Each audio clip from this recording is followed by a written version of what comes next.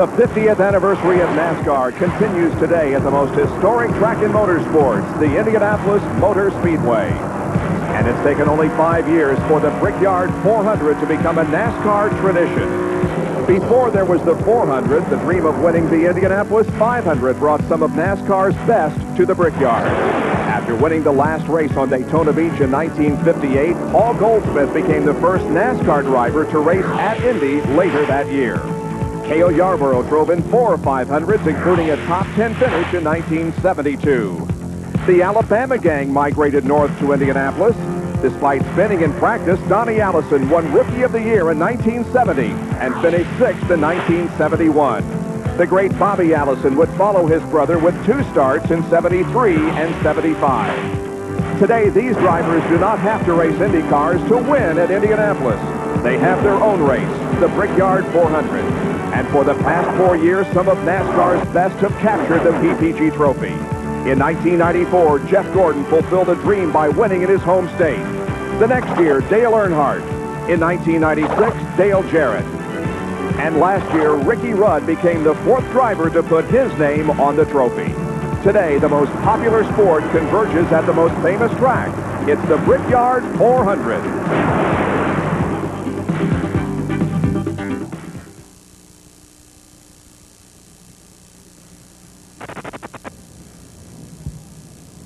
The call has been answered once again. The NASCAR Winston Cup Series has returned for the 5th time to the Mecca of motorsports, the nearly 90-year-old Indianapolis Motor Speedway for the Brickyard 400.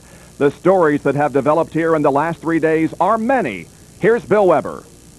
For the 2nd straight year, Ernie Irvan starts on the pole. Today in the Skittles Pontiac. Ernie, 2 heartbreaking finishes for you here today. You start up front. Have you thought about what it would be like to win here? I've been thinking about that for 4 years. You know, this Skittles Pontiac is capable of winning. The team's capable. It's another day, so it'd be awesome. Good luck. Thank you. On the hood of his car, it says, "Taste the rainbow." Today, he hopes to taste victory. Well, Jeff, there are those who believe that history repeats itself. In 1994, you started 3rd and won it. Today, you start 3rd again. Will history indeed repeat itself today? Well, I hope so.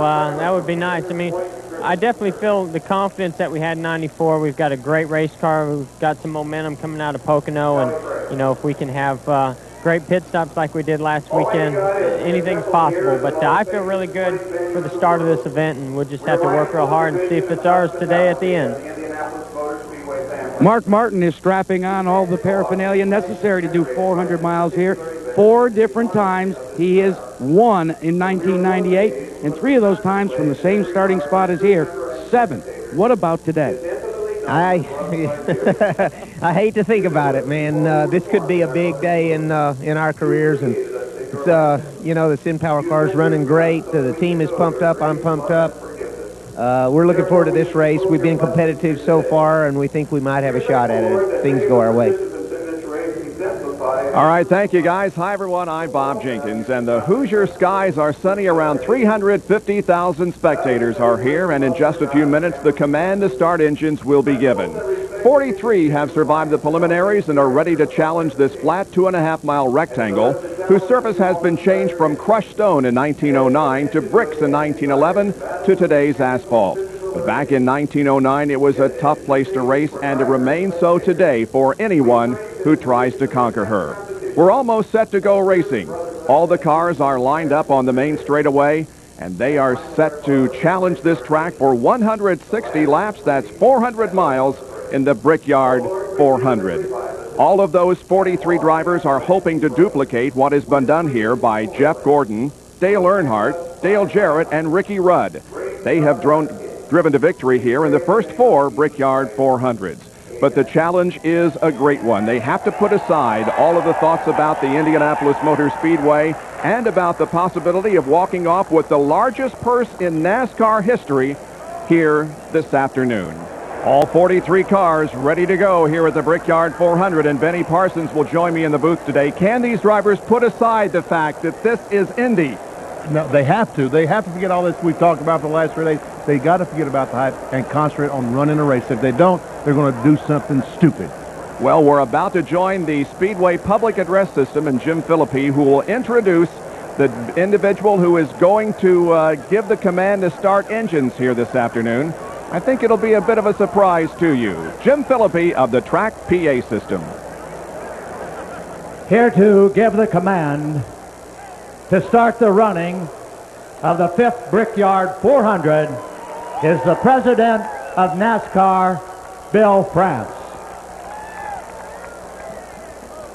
On behalf of all the race fans who are here today, and for those who have followed NASCAR and supported us for 50 years, we now request, and I say to you now, start your engines.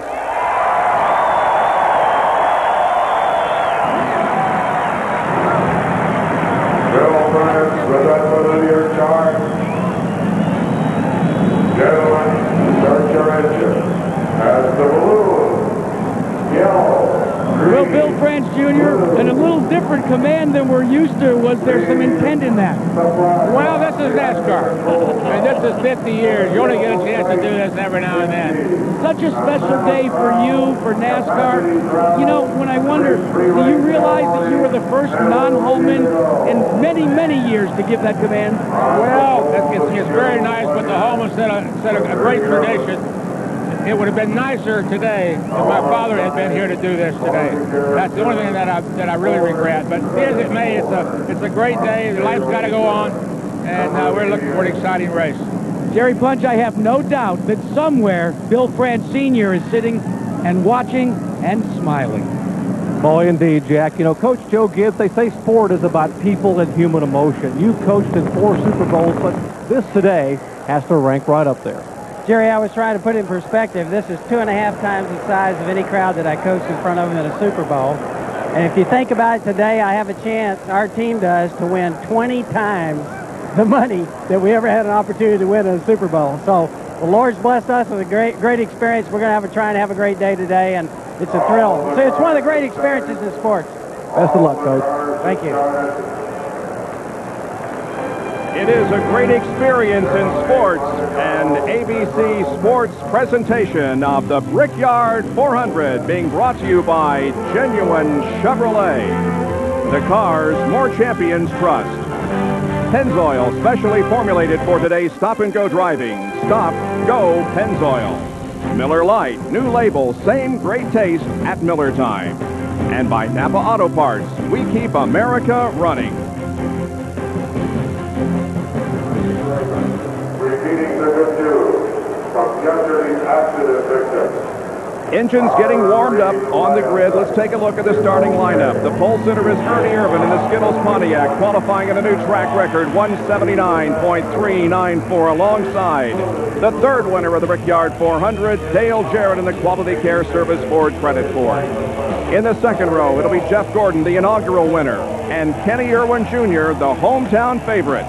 Row number 3, Jeff Green with his best start of 1998, and Ricky Craven back from injuries.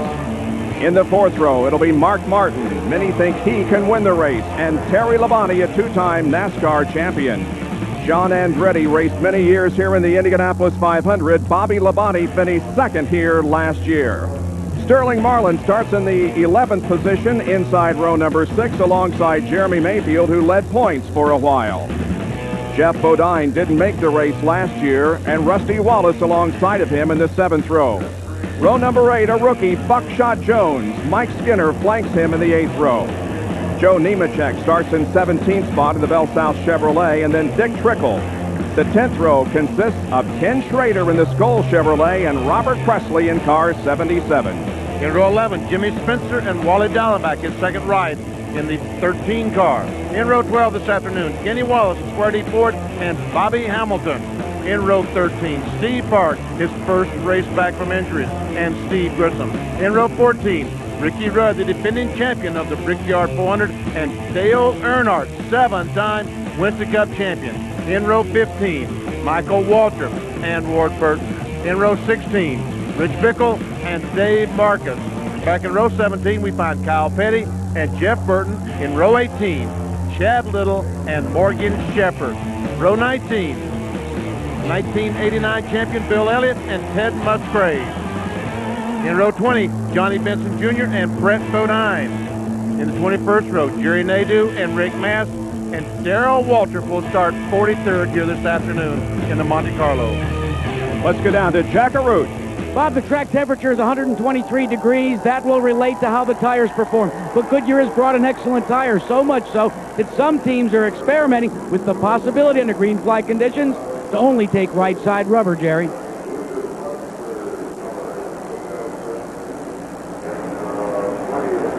Well, Jack, a year ago, this race was won on fuel mileage. Today, if Bobby Labonte and Joe Gibbs is to pull it off, the most valuable player in this entire operation may be this guy right here, Mark Cronquist, the engine builder. He has worked totally on fuel mileage. They are the undisputed heavyweight champion today. They can go at least 45 laps, making this race on just 3 stops. Bill? Pit stops are important, but so are pit starts, merging into traffic on this very narrow highway. It's only 27 feet from the edge of the pit stall to the edge of the wall here. High-speed crashes can take cars out of contention, but here at the Brickyard in the past, we've seen low-speed crashes take possible winners out of the race. Back up to Bob Jenkins. Cars warming their tires, getting set to go 160 laps, 400 miles. The posted awards, $5 million, and we should see pit stops if all goes green between laps 35 and 40. See, the light is out atop the safety car, which means next time, the flagman will throw the green flag, and the Brickyard 400 will commence. There are 5 drivers going for a $1 million bonus, the No Bull 5, the 5 drivers who finished 1 through 5 in the Coca-Cola 600 at Charlotte earlier this year. Several onboard cameras for you were with the 1994 winner of the Brickyard 400, Jeff Gordon. Also, Rusty Wallace will be carrying an onboard camera here this afternoon. Jeff Burton started back in the field in the X-side batteries. Ford, Darrell Waltrip also has an onboard camera. And Ricky Rudd also will have an onboard camera. And Steve Park, driving the Pennzoil-sponsored car, also has an onboard camera. This is the final lap before we go green. The crowd on its feet, anticipating one fantastic race here this afternoon. Again, the weather could not be better. It's not hot. It is very cool and comfortable. It is sunny, and this is going to be one heck of a race here this afternoon. They're weaving back and forth, trying to break in the sidewalls, flex the sidewalls on those tires. So when they go down in turn 1, trying to get the maximum grip that these tires will allow them, being as cold as they are. Every seat in the Indianapolis Motor Speedway is filled. We do not know how many permanent seats there are in this facility, somewhere around 300,000. And of course, there are some more in the infield, but this is an incredible sight here as the cars work their way through turns 3 and 4, getting set for the start. And an incredible sound as well, Bob.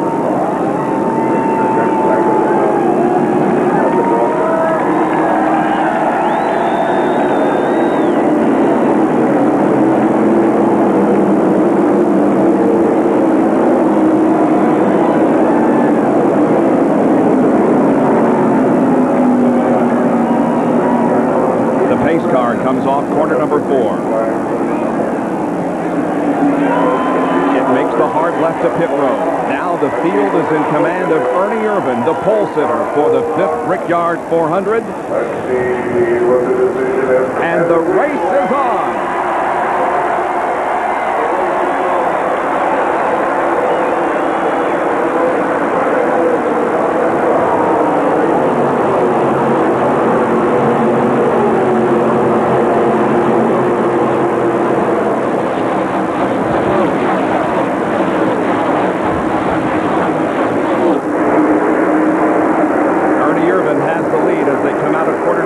Down the backstretch, Jeff Gordon from his 3rd starting spot made sure that he edged Dale Jarrett out of 2nd position. Jeff Gordon chasing Ernie Irvin through the north end of the racetrack now.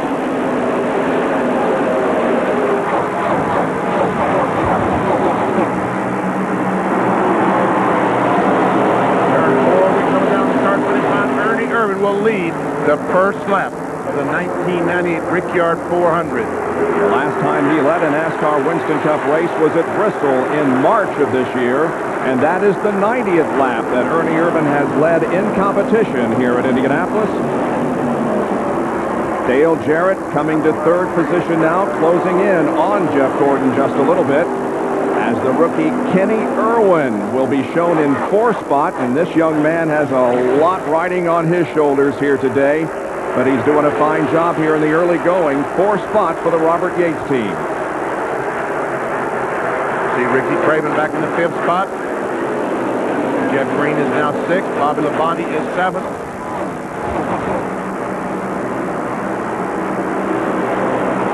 Craven sat out many races this year due to injuries, and Jeff Green now tries to position himself to the inside. Took a look at least to the inside of Ricky Craven coming out of turn 4, and now Bobby Labonte tries to get to the inside of Green, but nobody's going to be able to make a pass. They go into turn number 1 in the same formation. That's Mark Martin coming up behind Bobby Labonte.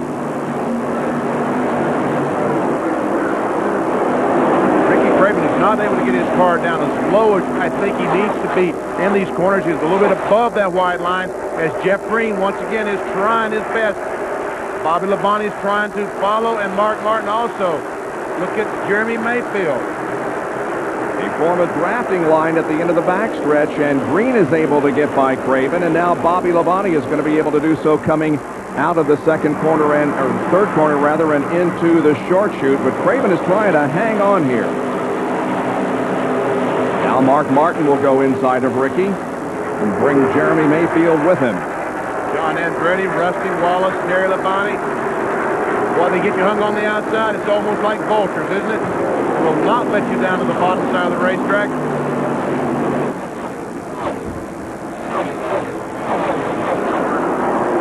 Rusty Wallace has passed Craven. Here comes John Andretti to the inside.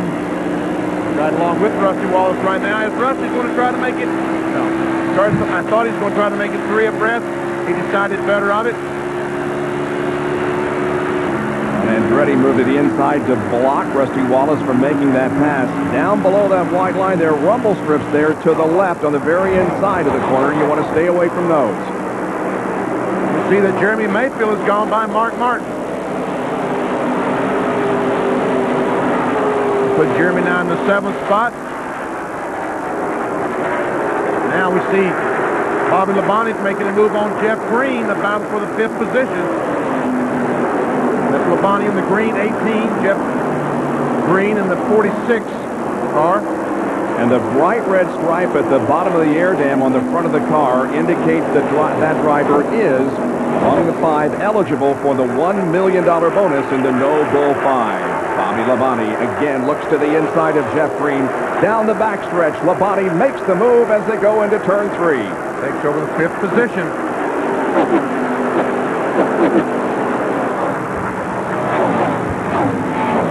Race pace is at over 169, almost 170 miles an hour. 4 laps are in the books.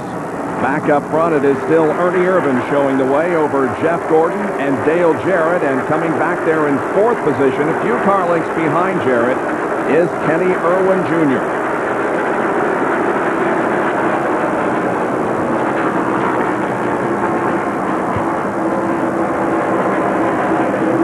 Ernie Irvan's best finish here at the Brickyard was second back in 1996. He started on the pole and finished in 10th position last year.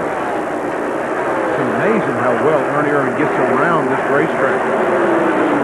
And of course, we need to point out that this is not the same team that he was with last year when he won the pole here and led the first 39 laps of the race. His first year with the Skittle team, this is a Pontiac. Last year he had the Ford Thunderbird.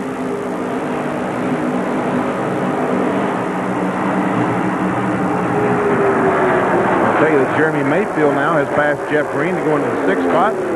As we watch Jeff Gordon follow Ernie Irvan right down to the white line.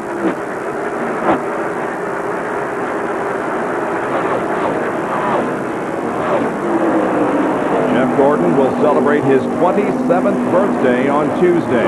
He led the most laps here at Indianapolis last year, 156 total in the 4 years of the Brickyard 400. See Dale Jarrett The Ford Taurus has closed up right on the back bumper of Jeff Gordon. NASCAR's got to be loving this. Pontiac, Chevrolet, Ford.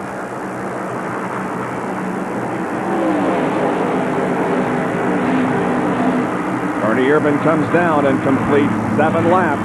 Gordon second, then Jarrett, Irwin, Labonte, Mayfield, Green, Martin, Andretti, and Wallace at the Brickyard 400. Brickyard 400, 9 laps old here at the Indianapolis Motor Speedway, still being led by Ernie Irvan. This battle on the racetrack recently has been for 8th, 9th, and 10th position. Jeff Green was running 8th, but he has been passed by both John Andretti and Rusty Wallace, who now takes the position away from Andretti. A couple laps ago, Jeremy Mayfield, back in the 6th spot, was the fastest car, had the fastest lap. His previous lap, Jeff Gordon had the fastest lap of the top 6 cars. Gordon still, however, running second to Ernie Irvan.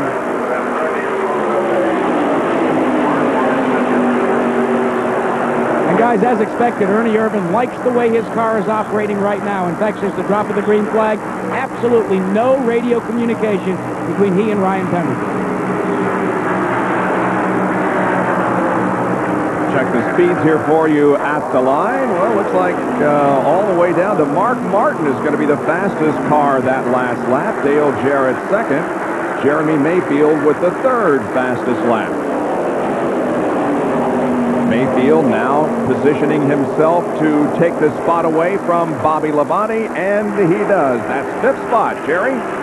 Well, updating the Jeff Green situation, he qualified 5th, and as you mentioned a moment ago, Bobby is dropping back. They tell me in the pits, Gary Rosenbacher just radioed to Jeff, and he was told that the car is loose entering the corner. But Jeff said, get this, as the fuel burns off, Benny, it is going to get better and is already starting to improve. As the fuel burns off, they start picking up some front weight, and that will make the car push going in the corner rather than getting loose. That's Terry Labonte right behind Green now as they once again swing off of corner number 4 and hit the main straightaway. Jeff Green falling back to 10th position. So a tire mark coming off turn 4 a moment ago means that someone has brushed the wall earlier on. They're trying to make that exit off turn 4. We see Terry Labonte. Jeff Green finished 3rd in the Busch Series Grand National Division point standings in 1996. This is only his 37th, or rather his 36th career start in NASCAR Winston Cup competition. Jeff Burton has been making some good advances, Benny. He's currently up to 16th position in this 99 car, and he told us this week in his interview that the car races so great and they cannot qualify, and they really don't have any reason for it except they just have all kind of problems trying to qualify.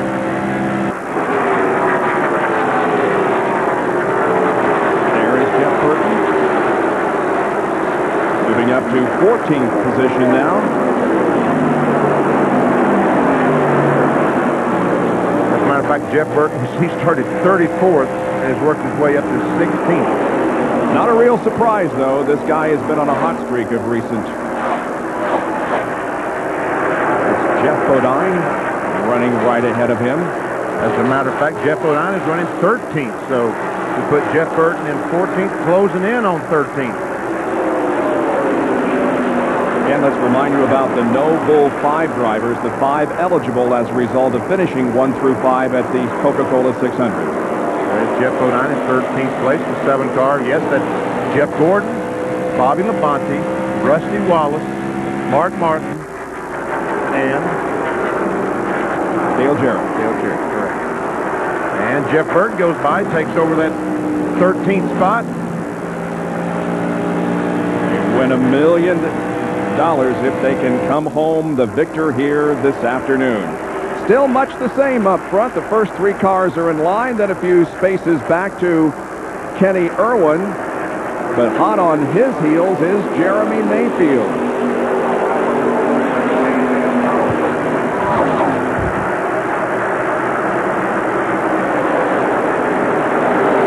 Jeremy's only a second and 3/4 behind the leader, Ernie Irvan. We'll be right back with more coverage of the Brickyard 400 after this message and a word from our ABC station. Back at Indianapolis, where the caution is over the Indianapolis Motor Speedway for the first time in the Brickyard 400. Jeff Bodine has at least 3 flat tires. I think all 4 tires are flat. He spun down in turn 1, and that has brought out the caution flag. But you can see that the rear tires, as they came apart, let's check and see if we can see what happened to Jeff Bodine. Comes off the corner, and around he goes. When he locks the brakes down, as the car skids across that asphalt, that just wears the tires out. Doesn't look like he hit anything, but what happened was when he flatted the tires, they shredded as he drove around the racetrack, and so there is debris scattered over the course that will take a few minutes to clean up by the NASCAR and Speedway safety personnel. Bodine, meanwhile, has made his way to the pit area. And there's the debris that you're talking about that needs to be cleaned up. Meanwhile, the pace cars come off turn 4, and looks like every car on the racetrack is coming into the pits. Goodyear Blimp Spirit of Akron is proud to be part of the celebration of the 100th anniversary of the Goodyear Tire and Rubber Company. We welcome the Goodyear Blimp to the Indianapolis Motor Speedway and the Brickyard 400. Pit Road becomes very, very busy. Just about everybody has decided to come in for this pit stop on lap 18. Jack? Well, it's a little earlier than they had hoped, but Ernie Irvin will come on, and they will just change right side rubber. Now, if you watch at the rear of the car, they have put what we call a wedge adjuster in one turn down, Benny, and now you can see it. Very quick stop. He's off and away. Will he beat Gordon out of the line? No, Jeff Gordon looks as if he will take over the lead, exiting pit road. Yes, indeed. The two flip-flop. Jeff Gordon leads Ernie and Dale out of the pits, while the Goodyear Blimp Spirit of Akron hovers over.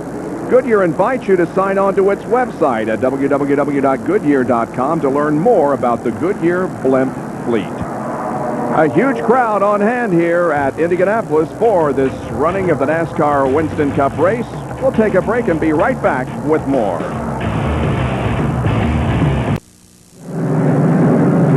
Jeff Bodine remains on pit road. He changed the tires and went out and flatted some more, so he's back in for a second time. And Jeff Burton has also experienced some problems. Let's see if we can determine what happened to him. Watch as he's trying to leave the pit just a moment ago. There we see cars. He's only going to change 2 tires, and as he leaves the pits, other cars are going to try to leave. He tries to turn around that tire, and when he does, he bumped, I think the rear tire bumped another car, and it's broken something in the rear or maybe the transmission. Down to Jerry Punch for an update. Waddell Wilson, the team manager for Jeff Bodine. First, Waddell, what happened to Jeff on the racetrack? Well, all I know is the spotters, hollered and spun around, and then we blew all 4 tires, and, we came in, and the caution car was picking us, right behind us. So we stopped and hoping we'd not lose a lap, went back out, and in turn, that cost us, messing up our left side. So we should have went in and changed all 4, but, what's done. Now we'll have to fix. We have a water leak, and the left side's messed up, the fenders. Most of the time, the interliners will hold the car up, though, so he can make another lap. Well, the damage much more severe for Jeff Bodine than just merely cosmetic. They pushed the car back toward the garage to make the repairs that Waddell Wilson is talking about. Bob? We are still under caution. They are cleaning up the debris on the racetrack. Right after our coverage of the Brickyard 400, stay tuned because it's the International Race of Champions that was held here at this facility yesterday, bringing out a huge crowd, and a thrilling race it was. The International Race of Champions next after our coverage of the Brickyard. The Brickyard 400 is 20 laps old. Jeff Gordon now the leader.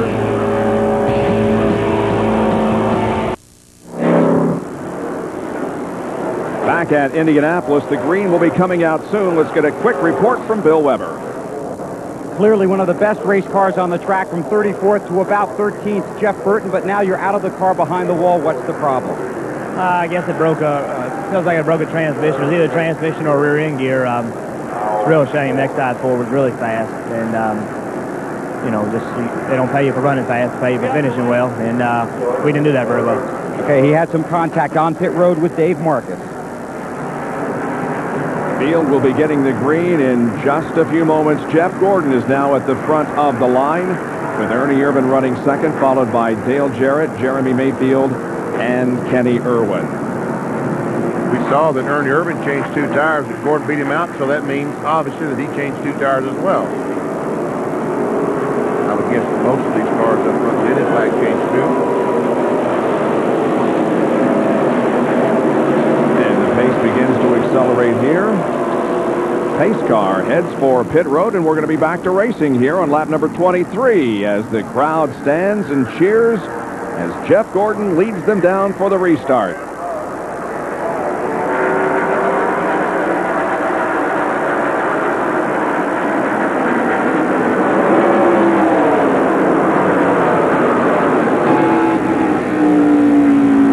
On board with Jeff Gordon, looking back on Ernie Irvin. Caution period lasted for 5 laps. It was when debris was scattered on the course from Jeff Bodine's flat tires. And they fan out 3 and 4 wide down the back chute, Benny. Yes, they do. See Bill Elliott on the inside. By the way, I think Elliott won the championship in 88, not 89. That's said 89 earlier. See, Terry Labonte hung on the outside. Joe Nemechek in the blue car right in the middle of your picture. There is Dale Earnhardt right behind Dick Trickle. He's running back there in about 18th position. Now he looks to the inside of Trickle as they come down the straightaway, and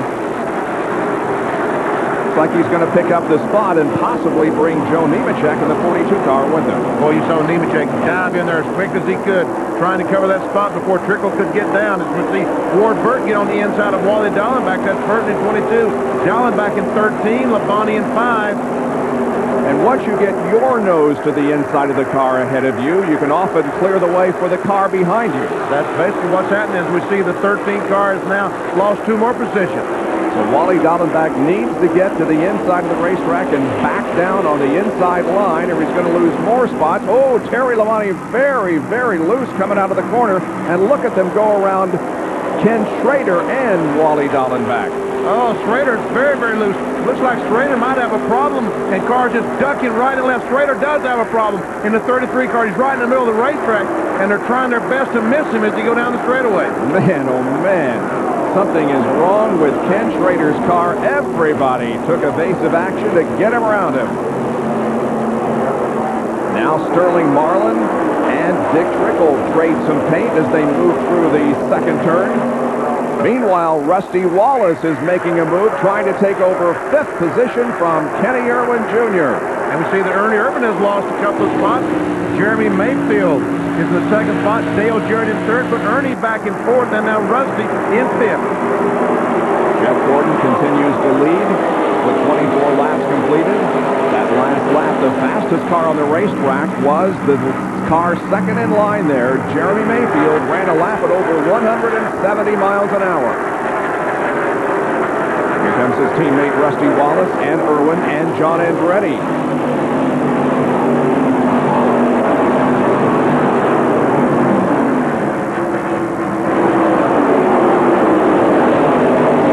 Mark Martin's number 6 car painted differently this weekend, as they are promoting the synthetic line of Valvoline products. Andretti runs 7th and Mark Martin 8th. And Schrader, Benny, there's the reason why he was so slow on the racetrack.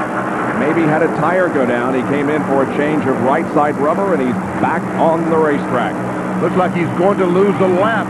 Here he comes down pit road at 55 miles per hour. Here comes Jeff Gordon at 170 miles per hour. Who do you think's going to win this race?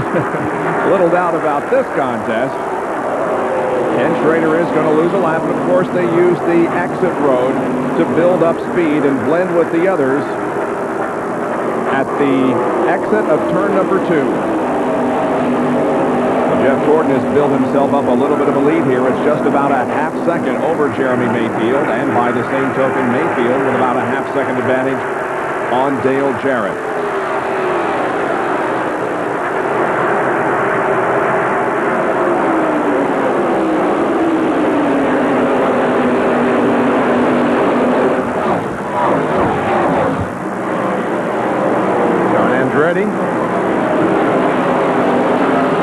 local driver from the Indianapolis area. Yeah, a couple of one current and one former resident of the Indianapolis area.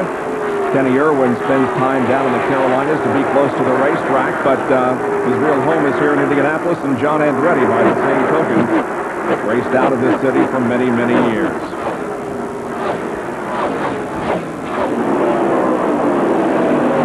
But Kenny Irwin is doing a pretty good job so far. He's a young man who had tears in his eyes when he completed his qualifying run here on Thursday. Yes, I was really shocked at how emotional that Kenny became when we tried to talk to him about qualifying on the outside of the second row. And he said he started coming here when he was 6 years old with his dad, and to be able to race at this speedway and to qualify on the outside of the second row, he really was overcome with emotion. But you put all that emotion behind you, or you try to, when you get in that race car and strap in and go to work. And Jeremy Mayfield now is right on the back bumper of Jeff Gordon. Maybe he'll take a shot at him here as they move through the short chute between turns 1 and 2. This looks like the first Pocono race all over again. Jeremy Mayfield, his only victory in his career came at Pocono back in June. Jeff Gordon was second, but could not outrun the 12 car. Had his chances, could not do it. Jeremy passed him, went on to the victory. You saw Jeff Gordon move to the inside briefly and then back to the outside. He's simply trying to break the draft that Jeremy Mayfield has on him.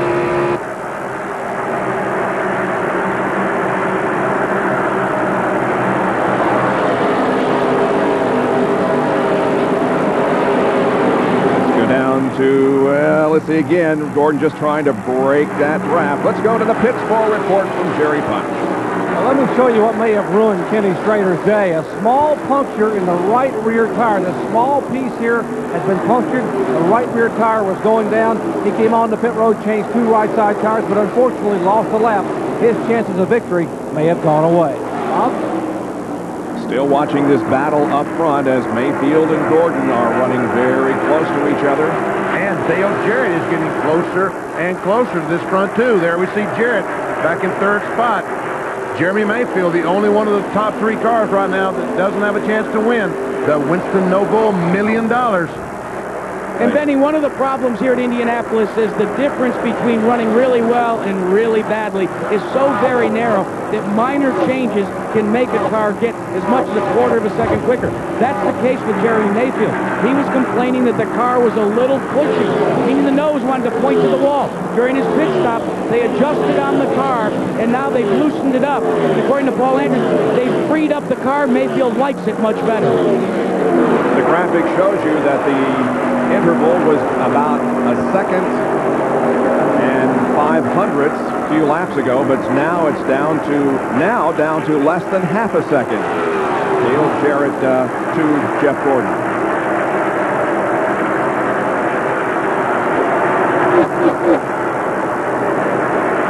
Ernie Irvin, a pole sitter. He'll continue to run in 4th spot. There he goes, the red car. Oh, these cars are so beautiful coming around these corners. How they're able to keep those tires as flat as they are. These crews have done a magnificent job getting these cars prepared to run Indianapolis Motor Speedway. Fastest lap that time around was run by Jeff Gordon at 168.7. Mayfield at 168.4.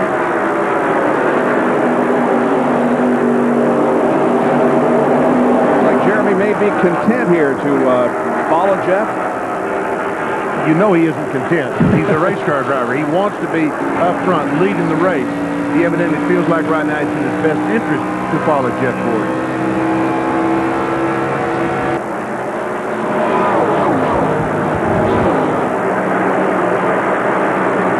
Jeff Gordon already with 2 NASCAR Winston Cup championships under his belt in 95 and 97.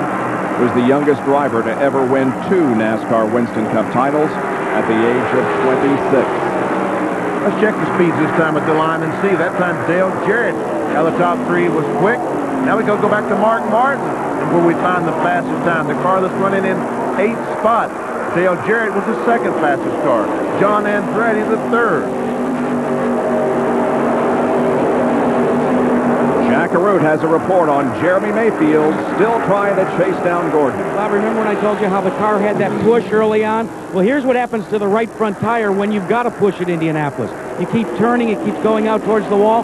This is the inside shoulder. It literally ran it right down to the cord in the inner liner on this Goodyear tire. And that was only in 20 laps. So it's a good thing they did fix that problem, because the fuel tank says they can run about 40 laps before they got to make a pit stop. But if you wear the tire out, obviously you got to make that stop much quicker. 33rd lap has just been completed, and we go down to Jerry Punch. Guys, at the very beginning of the race, when Jeff Gordon was following Ernie Irvan, he had a bad push in the car. You just heard Jack Root describe what a push is. Now, they came in and changed 2 right side tires. Ray Evernham elected not to make any adjustments on the car. He said, listen, Jeff, if you pass the leader and get up front the lead and are not following anybody, the push will go away. That is why Jeff Gordon needs to stay in front of the 12 car. And he is doing so at the moment. Let's check on what else is going on behind him. There is Wallace, Kenny Irwin, John Andretti, Mark Martin, and Bobby Labonte. They are running 5th, 6th, 7th, 8th, and 9th. We're going to lock down our camera here. We'll let the field pass by. You can look for your favorite car and see where he is in relationship to everybody else. There's Jeff Gordon making the move into turn number 1. Here comes the line led by Rusty Wallace. There is Schrader, who's a lap down. Terry Labonte. Oh, and Jeremy Mayfield is into the wall. And his pursuit of Gordon ends tragically.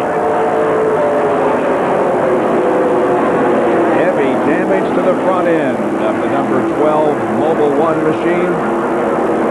And Jeremy Mayfield's chances of winning the Brickyard 400 are up in smoke. Yes, they are. Well, he had a great race car today. We see the right front tire is obviously flat. Got more problems than that. Something dragging the racetrack. We take a look at what happened. Came off the corner, and it's like the right front. He did exactly the same thing. I guess that's the 3rd corner. That's turn 1. That's turn 1 there. Turn 1. Benny, despite the adjustments they made on Jeremy Mayfield's car, they were continuing to be worried about problems with that right front. We showed you how quickly they could scuff off the rubber. That may be exactly what the problem is. Now they're going to call Mayfield into the garage and make the repairs there. That's exactly what it looks like happened, Jack, that the right front tire goes flat because he comes off the corner, and for no reason the car just veered to the right. And, you know, he did the same thing in practice yesterday. Remember? As he came off turn 4, he just brushed the wall, and the right front tire went flat there. So, evidently, they have a problem wearing the inside of the right front out for some reason. Mayfield making his way back to the pit area in a very, very badly damaged Ford Taurus. Jeremy Mayfield has taken himself out of contention here this afternoon.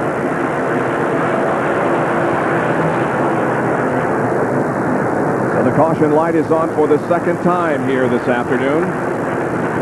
And it comes on lap number 35. Let's take a look at another replay from Jeff Gordon's onboard camera. And watch that car just veer to the right. Yep. The right front tire goes flat, and he goes up and smacks the wall. That's what he thought he was going to do yesterday, he said. He was very lucky he didn't do that yesterday. Well, we'll be back with more coverage of the Brickyard 400 after this message and a word from our ABC station. Brickyard 400 is under caution for the 2nd time this afternoon on lap number 36 due to a crash involving Jeremy Mayfield. Today at 5:30 Eastern, 2:30 Pacific on ABC Sports, it's a Tour de France special, the last weekend of the world's most prestigious cycling event. That's at 5:30 Eastern, 2:30 Pacific, today on ABC. Jack Arute. Well, they brought Jeremy Mayfield's car into the gasoline alley area. He's going to get out of the car. Jeremy, from the replays, it looks as if the right front let go. What was the problem? Right front, again, you know, we just had a good car, just, you know, had to touch yesterday a little bit, and we fixed all we could do on it and it happened again, and just a bad day for us, you know, had a good car. Fellas? Well, Jeremy obviously upset, wants to get away from the people and just go back and sit down and think about it for a while. I mean, the kid had a great race car. Yes, he did. He thought he had a chance to win the Brickyard 400, so he is extremely disappointed, as he should be. Well, there's one more reason why this is going on, too, guys.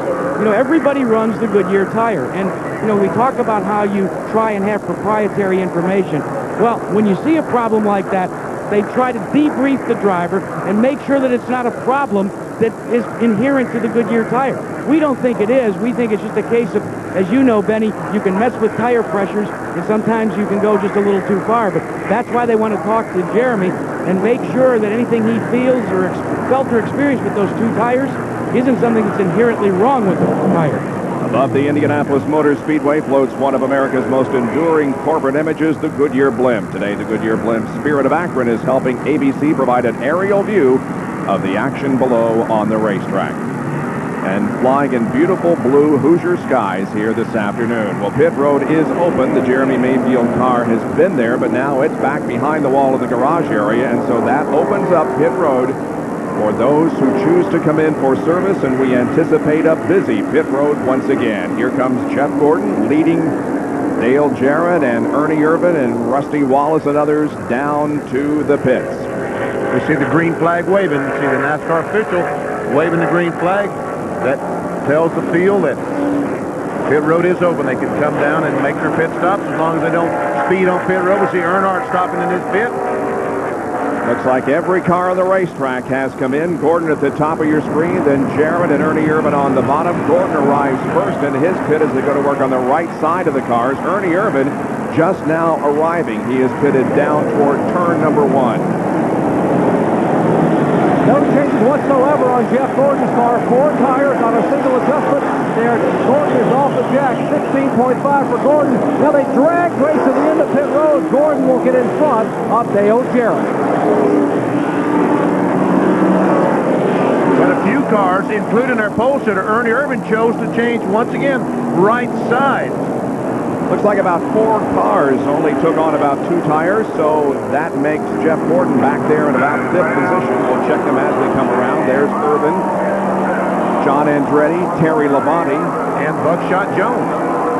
So those cars will be in front of Jeff Gordon when we go back to racing. Ernie Irvin only changed 2 tires. That's the reason his pit stop was a little over 9 seconds.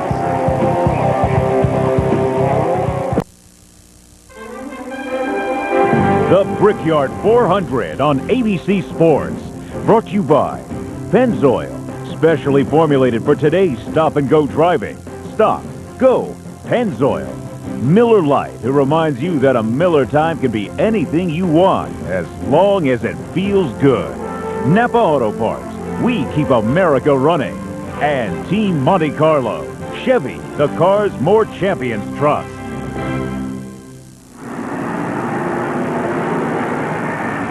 Pace car comes off the racetrack.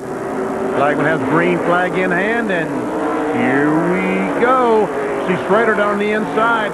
We told you he's a lap down. He wants to pass Ernie Irvin and get that lap back. Irvin gets the jump, though, down in turn 1. You also see that Jeff Burton is back on the racetrack, so is Jeff Bodine. The only car not on the racetrack right now is that of Jeremy Mayfield, who brought out the most recent caution. We told you that John Andretti was up there among those who only changed 2 tires and was ahead of Jeff Gordon, but he apparently had an incident with the 50 car Ricky Craven. He had to come in for another stop, and so he's well back in the field. And had some damage to the right front fender in the car. Jack Arute has more on that. Well, here's what happened as Ricky Craven was pulling out on the outside lane. Well, John Andretti's work was done on pit road. He pulled out, and they collided, and that collapsed the area on the outside, the right side of the car. Check with Robbie Loomis, the crew chief. He said it hasn't hurt anything structurally, but it has killed them aerodynamically. They are actually considering fashioning some repairs during the next caution using, with a pass to the lead. Let's go back up to you. Not a pass for the lead, but a pass for position as Jeff Gordon has gone around Terry Labonte and taken over second, and Dale Jarrett has gone to third. Now, there are a couple of lap cars between, or there were. Those 2 cars now have gotten back a lap from Ernie Irvin as they go down the backstretch. See Irvin move over, so he's trying to block Jeff Gordon from getting by. Now he dives to the inside of Jeff Burton. Whoa! And luckily, Jeff Burton decided to let him go. No contact. You can see Burton move over, let all these leaders go by. Ken Schrader is back at the tail end of the lead lap now with his car ahead of Ernie Irvins. Jeff Gordon right behind. Then comes Dale Jarrett. Terry Labonte back in 4th spot. Kenny Irwin in 5th. Then Dale Earnhardt running in 6th spot along with Rusty Wallace. And we saw Kenny Irwin look to the inside of Terry Labonte there. Again, this is Jeff Gordon coming off the second corner with 4 fresh tires. The Skittles car in front only changed 2, but he goes by Kenny Schrader in the 33, puts him back a lap down.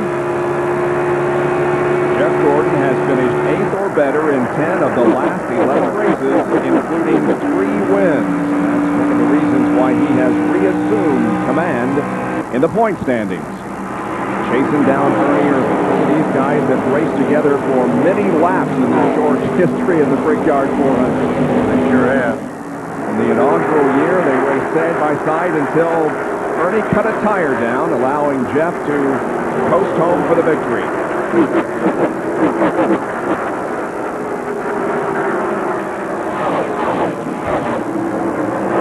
Battle for the lead. 36, Ernie Irvin with the lead, and he comes high. Here comes Jeff Gordon trying to take a look, could not quite get underneath the 36 car. Dale Jarrett also had a good run, it looked like, and now perhaps, nope, Jeff is not going to be able to make a move at the end of the backstretch. That last lap was 169.4 for Jeff Gordon, the fastest among the top 3. I think that move that Jeff Gordon made was a defensive move rather than an offensive move. I think he felt like that Dale Jarrett was going to get a run and get by him if he wasn't careful. That 4th car in line is Jeff Burton, and we see just how fast that car was before he had his problems. And spent 18 laps in the pits correcting that problem. Jeff Bodine is shown as 19 laps down. And again, Ken Schrader is a lap down. Again, Jeff Gordon tries to get himself to the inside. He's got a good run this time. Is he going to even be able to make it? No. Ernie's got good speed off the corner. He does have some power off the corner. Once again, we see that's to block Dale Jarrett. It looks like he's trying to make a move on Ernie Irvin, but instead, he's trying to block Jarrett from taking over that 2nd spot. I think right now that Gordon is faster than Ernie, and he's concerned that if Jarrett gets by him and gets by Ernie easily, that Jarrett will drive away while he tries to get by Ernie.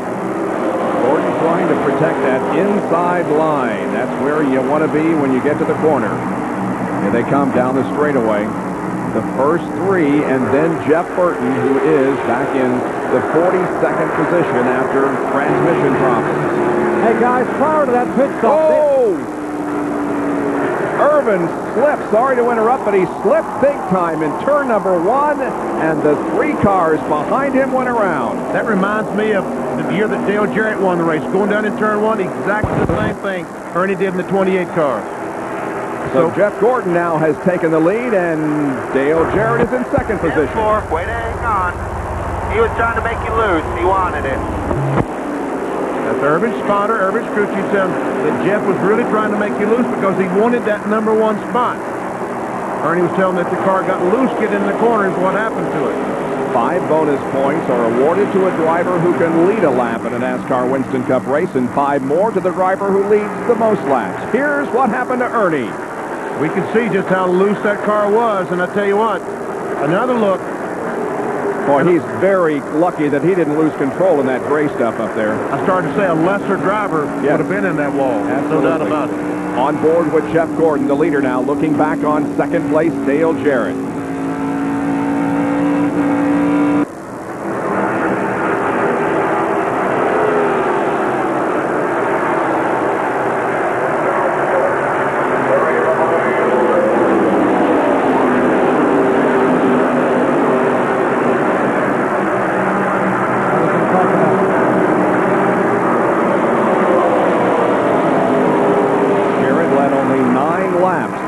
He won here at the Brickyard 400 in 1996.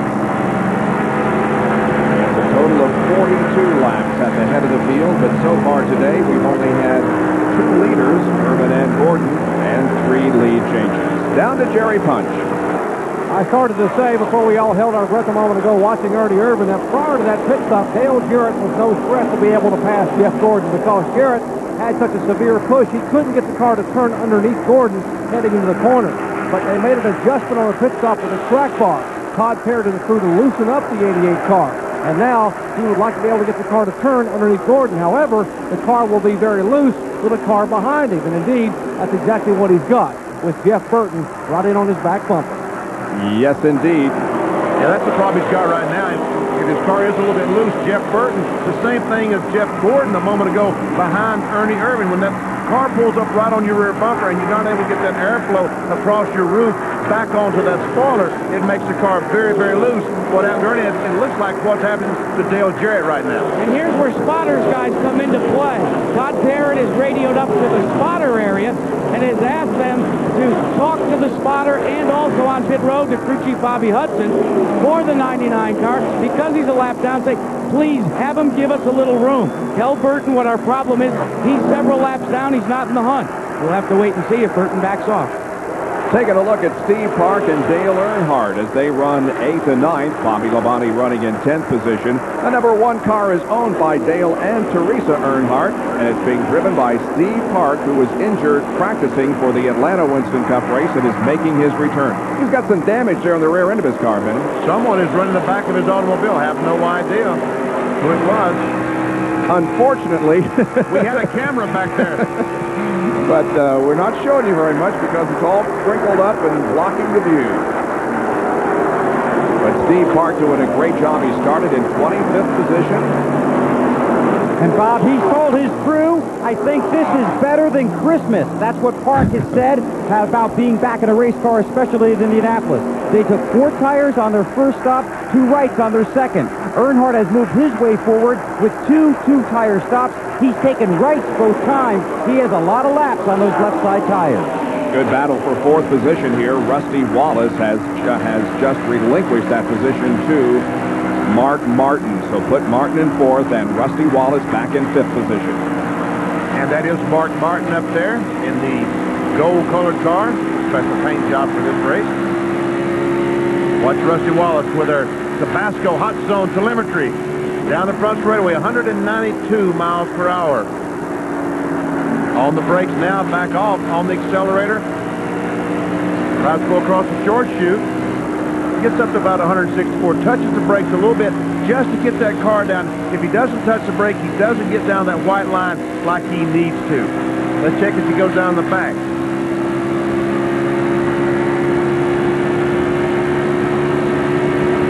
Around 190 miles per hour there. Now, when the Pep Boys Indy Racing League comes here for the Indianapolis 500, those drivers are on the accelerator all the way around. They never lift. But not only do they lift, they brake here. They brake. The stock cars. Exactly. There we see where someone has smacked the wall coming off turn 4. Dale Jarrett blows up right on the back bumper of Jeff Gordon. Now, he's going to give Gordon some of that medicine that he gave Ernie Irvan. If he can get close enough, he'll pull up right on the back bumper, destroy that airflow across the rear spoiler on Jeff Gordon's car, and get him loose. Dale Jarrett, the 1993 and 1996 Daytona 500 winner. Right behind Jeff Gordon as they reach turn number 3. Last lap, both of these cars were very close in terms of speed, about 168.5 miles an hour. Jarrett just a tick of the blocks faster than Jeff Gordon on the last lap. Bob Jenkins communications a moment ago from Ray Evernham to the leader, Jeff Gordon. He says, don't abuse the car. Save the car. If you have to, let him go. But you know that Jeff Gordon does not want to do that. Mark Martin moves into the 3rd spot. And that was by design, guys. Ernie Irvan radioed to his crew in advance and said, don't get upset. He said, the number 6 is coming with a full head of steam, and I'm going to pull over and let him go. Right now, Ernie Irvan still has not changed left side since this race started. 125 miles now on those left side tires. All the other cars around them have, in fact, changed those left sides, which is one advantage they're having on Ernie Irvan right now. And, Benny, one of the things you might wonder is who makes that sort of call? Well, believe it or not, Ernie Irvin is the one who waved off a power tire change. He said, I need position on the track. Let's just go for 2. Looking at the interval between first, Jeff Gordon, and third, Mark Martin, it's just about stabilized at a 2.8 or 2.9 seconds. But, boy, this battle up front is getting good. Dale Jarrett trying to get to the inside. Off the corner, onto the short chute. He's going to take the lead. Dale Jarrett has it. I'm shocked that Jeff Gordon is trying to run on the outside. Everyone else is just kind of giving the spot away, but Jeff Gordon is still on the outside of Jarrett. He's still there. And it's going to allow Jeff Burton to get between first and second. Now, Jeff Burton a moment ago, Dale Jarrett asked Burton to back off because he was getting him loose. Now, Dale Jarrett will move over and let Jeff Burton go on and get in front of him and get one of those laps back. He is down 18 laps at the moment. Jeff Burton, the leader, now is Dale Jarrett, with Gordon running second, then Mark Martin, Ernie Irvin, and Rusty Wallace, the top 5 after 53 laps.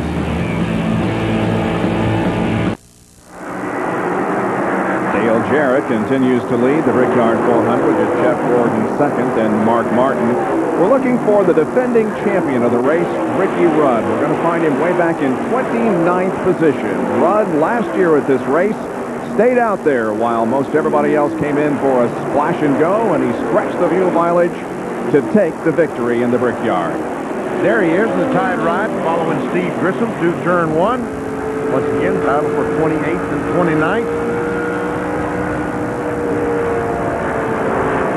Ricky closed up right on the back bumper of Steve Grissom. Last year in winning here at the Brickyard, he extended a streak of having at least one victory in the last 15 straight years. But he has not won since a year ago here at the Brickyard. And you can see that he's struggling today. Started in 27th spot, now to 29th. Stay in the fast line with ABC Sports online racing coverage. Get highlight clips, photos, and sounds from the track. ABC Sports Online is on AOL, keyword ABC Sports. The last top 5, as a matter of fact, that Ricky had was at Darlington in September of last year. So he has been struggling in 1998. Won $571,000 in his victory at the Brickyard last year.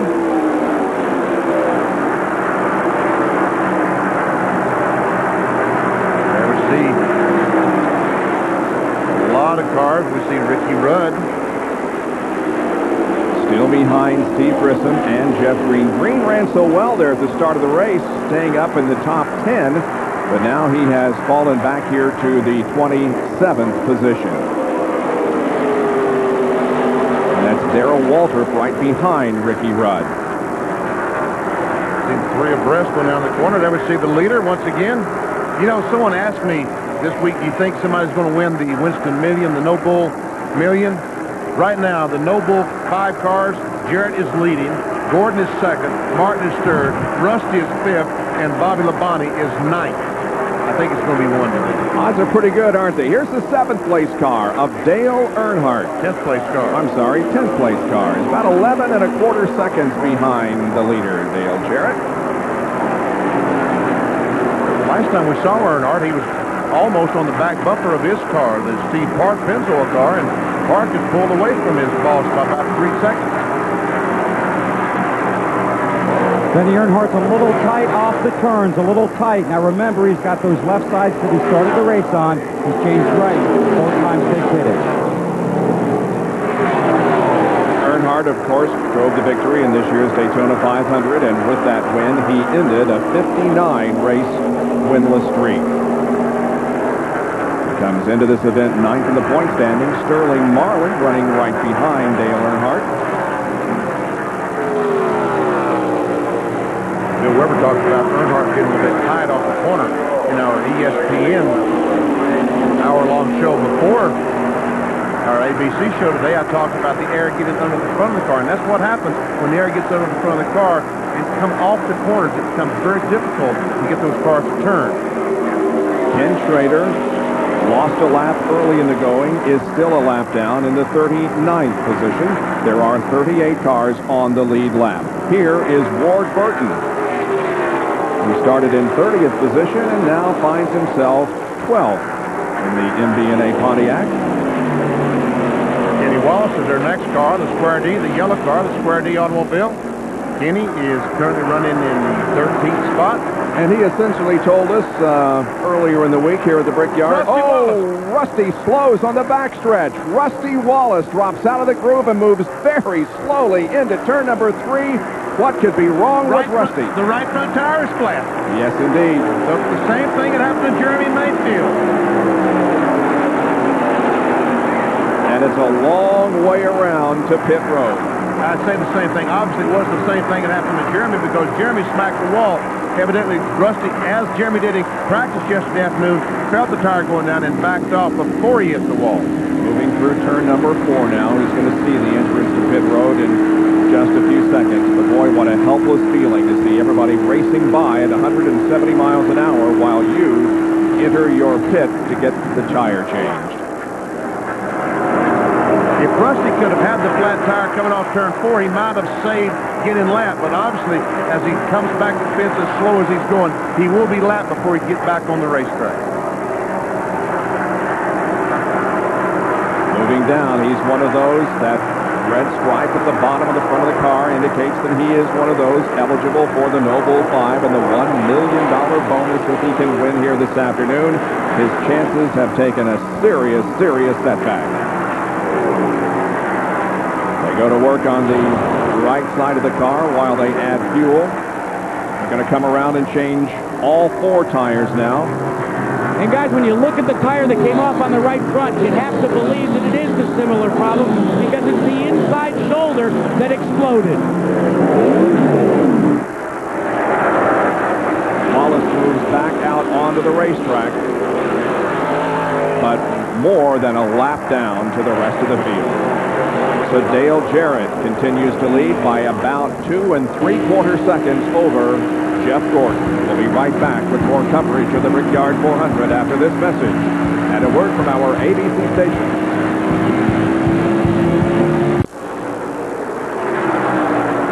Welcome back to the Brickyard 400 from the Indianapolis Motor Speedway. We're 67 laps into this event. And right now the leader is Dale Jarrett. We're back here with Ricky Craven, Kyle Petty, and Darrell Waltrip. Battle for 20th, 19th, 20th, 21st, 22nd. Johnny Benson's in that group. Jimmy Spencer. Kyle Petty tucks right in behind Ricky Craven as they come down the front chute, but Petty will be unable to make a challenge for that position. Darrell Waltrip running well in the Tabasco car. First race out in that vehicle and running great. Started back in 43rd, worked his way up to 21st. As we watch this, they're pushing Kenny Wallace's car towards the garage area. The Square D Ford out today. New colors for Darrell Waltrip. Orange and green. He says he's combining some colors of the past. He used to drive the Tide car, which is orange. Used to drive the Mountain Dew car, which had green colors. And they're combined in the Tabasco livery for Darrell Waltrip. Yeah, he said, I never dreamed about putting those colors together, but that's what he has. Took the previous champion's provisional and started in this race. He's now 21st. Let's check his speed down the front stretch in the Tabasco hot zone. Now the pylon. Wow, 200 miles per hour for Darrell. Goes down to 145 or so in the corner. Accelerates across.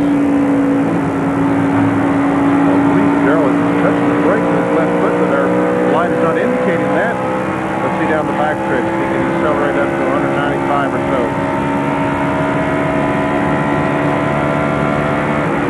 Nope, about 188. And I know why, because right now we're getting a tailwind down this front stretch, and that's the reason you see more miles per hour down the front stretch than you do the back. And Bob, check it out.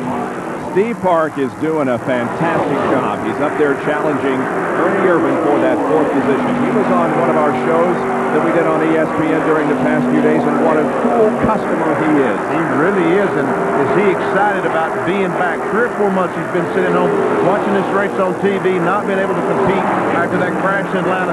He's back. Jerry Punch is with Kenny Wallace. Well, as you said, more trouble for the Wallace family. The youngest member, Kenny, now sits in his car back in the garage. Kenny, what happened? Jerry, you know, we just blew up. It's plain and simple. Squirty car has been really running good. I mean, you know, it's the same old deal. Every time you interview a driver, they tell you how great we're running. But I mean, we have been running really good the last month or so, and we just can't catch a break. We just break every single week. We broke the last 2-3 weeks in a row. I'm driving my butt off, and, you know, we're sitting and running about 14th or 15th in the Brickyard 400, and we just blew up. Well, you can hear the emotion in his voice as they push him back to the garage. He wanted to finish awfully well here today.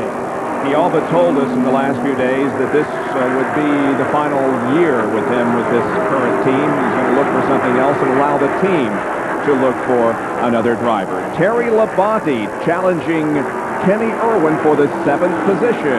Labonte to the inside and takes the spot away. He has the spot. Right behind him comes Earnhardt and Sterling Marlin, still battling for that 9th spot.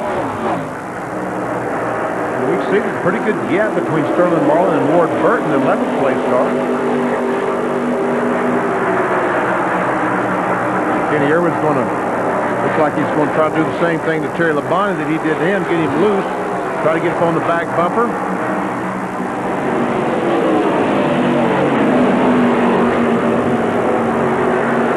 Isn't quite close enough to take the air off his spoiler that he needs to get Labonte loose. That's right.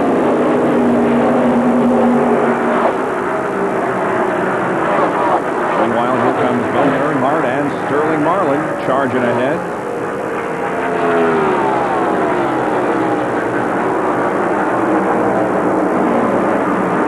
Once again, these cars are running 7th, 8th, 9th, 10th. Our leader continues to be Dale Jarrett. This is the 588th straight start for Terry Labonte in NASCAR Winston Cup competition. He is the Iron Man of this sport. That is incredible. Hasn't missed a race since 1979. It is amazing.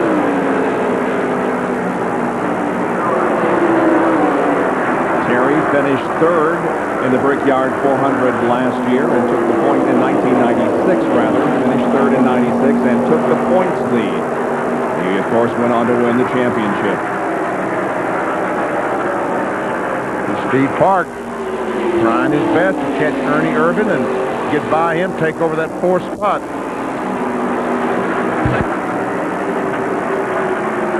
Checker Root has a report on Steve Park. He's doing a great job, Jack. Bobby certainly is. Remember, he alluded to the fact that he was watching the inaugural Brickyard 400 while still running the Featherlight Modified Tour. Well, he came very close to electing to go with the Indy Racing League when it was formed a year later. In fact, he was so used to open-wheel racing that he lobbied heavily for an open test that was held up at New Hampshire International Speedway. The only reason he didn't get a chance to drive is the car broke. And then about 3 weeks later, he got in a truck, and the rest is history, because that's where Earnhardt discovered the prowess that Steve Park possesses. Steve Park has 16 career NASCAR modified wins, 2 Busch North wins. He's a rookie in the NASCAR Winston Cup Series, and he is currently in 5th position as Dale Jarrett leads at the Brickyard.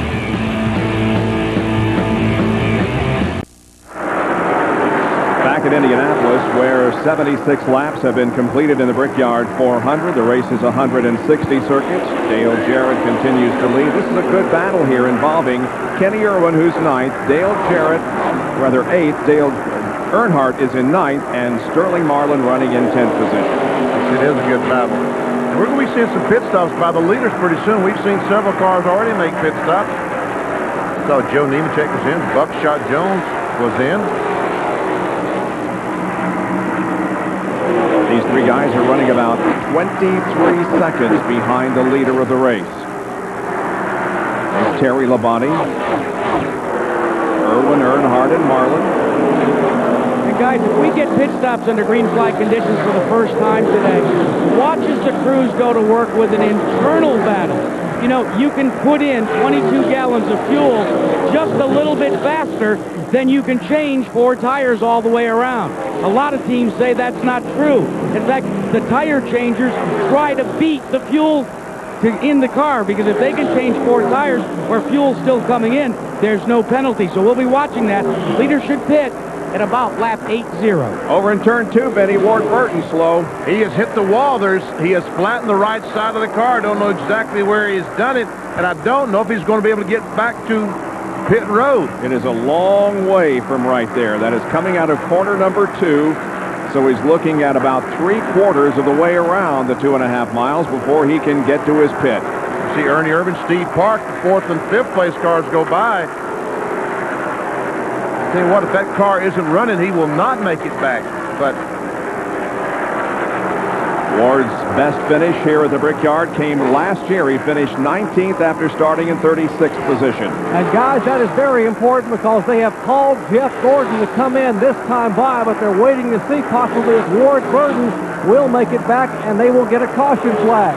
Still no caution flag, and Gordon's car being looked at as they look up toward turn 4. The crew last time by said, Jeff, next time come in, but they are like you, are watching to see if the 22 car will make it back to pit road. it looked to me like Jeff Gordon got his car loose coming off that second corner. It's like there was something there, or maybe he just got loose, but Jeff Gordon doesn't make those mistakes. He rarely makes those mistakes.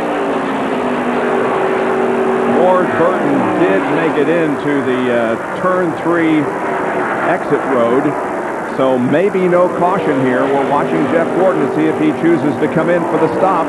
Yes, he is. Here comes Gordon down pit road for the green flag stop. And guys, Jeff had complained that the car was loose in and tied off. They were also a little bit concerned about the right rear tire. And as Benny commented a moment ago, Gordon said the car was beginning to slide a little bit in the corners. He comes down deliberately at 55 miles an hour. Don't want to get a speeding penalty here on pit road and cost you a chance at winning a second Brickyard 400 now. Crew will scamper over the wall, go to the right side. The right side tires. Let's go to Jackaroo.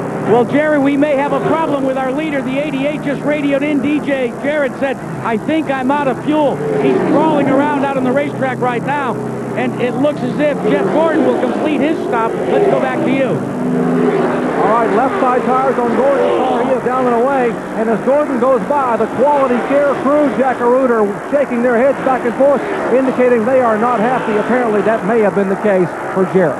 Oh, Benny, he is out of fuel and is going to have a tough time making it back. Steve Park is in, and he's away. They were out of fuel as well. They were squirting ether in the car to trap some starting fluid, and here comes Dale Jarrett slowly coasting. He's in turn 3 now, up at the north end of the racetrack. He's still got a long, long way to go. See Morgan Shepherd going by. Got a great run going today. And here comes Jarrett slowly, slowly coasting. We mentioned so often that it's one thing to run out of fuel at a track like Bristol when you can make it around without any problem. But when you run out, and here is Jeff Gordon putting a lap on Jarrett, when you run out here at the south end of the racetrack, it is a long way around.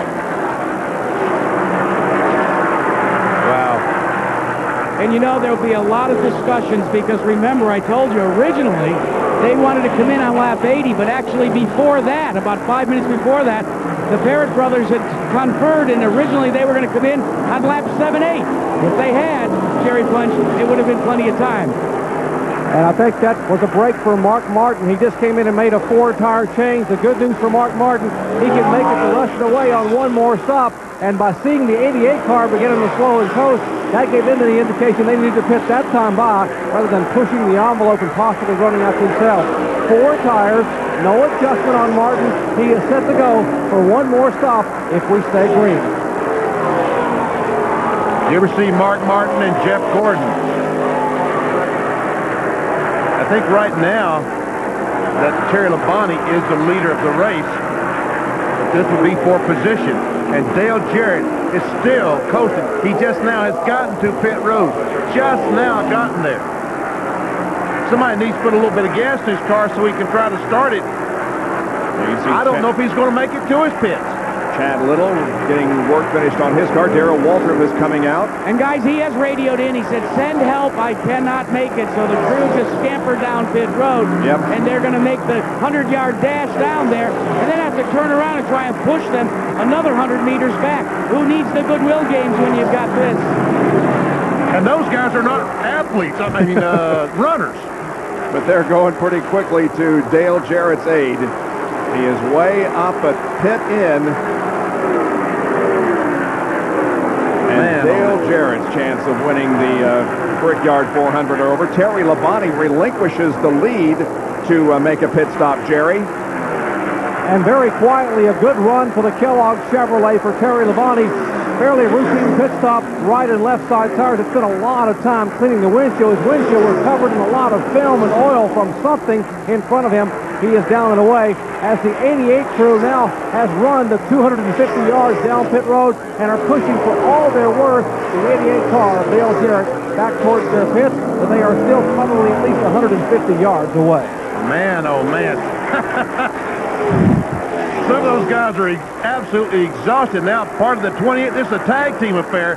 The 28 guys, Kenny Irwin's crew, is trying to help push the car down. And guys, you know the only guy that did not go down there to help push the car? The fuel man, because he has to heft about 77 pounds on his shoulder, and he wished he had been able to do it about 6 laps ago. What a disappointment for Dale Jarrett, who was leading the race when he ran out of fuel. That's Kenny Irwin's crew chief, Slugger Labby. They were on the left front pushing that car. He is just losing lap after lap here as while the crew gets him finally to his pit box and now can go to work on the car. But you can see that some of them are just totally exhausted from that run up and back. And don't forget, the biggest problem is you can fill this up with fuel, but they still have to refire the car. So now you see a man go to the front by the air intake, spraying as much ether as possible to try and ignite the car, and it does not fire. You can hear it fired, but it did not catch. Still, the problem persists. This is atypical of when you run a car completely out of fuel. Now he's got it up to speed, and now they will continue changing 4 tires. But guys, it's all very relative for someone that had a chance at $1 million bonus. Dale Jarrett has lost 3 laps so far, has dropped back to 37th position. Now he finally gets the work completed, and you can see the anguish on the faces of the pit crew members. I mean, he just laid on pit road. I don't know if he's able to get up. Is he okay? I guess he's just absolutely exhausted. These guys work so hard to keep their driver in competition, sometimes called upon to do a little extra work. Now, Ward Burton never did make it to his pit, and now it brings out the caution. Caution waving over the Indianapolis Motor Speedway for the 3rd time this afternoon. Well, here's our Propecia quiz for today here at the Brickyard 400. Can you name the 4 drivers who have won here in the previous years? We'll come back with the answer in a moment when we return to the 5th annual Brickyard 400. Robin, I like your choice of words. Indeed, Dale Jarrett is bumming right now because he has lost 4 laps when he ran out of fuel, back now in 37th position. We are under caution because Ward Burton never did make it around, and I'm sure there are going to be some crews that really question that late caution that was brought out because it hurt a lot of drivers, especially Dale Jarrett. Well, here's the answer to our Propecia quiz. The 4 winners here in Indianapolis: Jeff Gordon in 94, Jarrett in 95, Earnhardt in 96, and Ricky Rudd last year. Back with after this message and a word from our ABC station. The Goodyear Blimp Spirit of Akron hovers above, providing an aerial view for today's Brickyard 400. Goodyear invites you to sign on to its website at www.goodyear.com to learn more about the Goodyear Blimp fleet.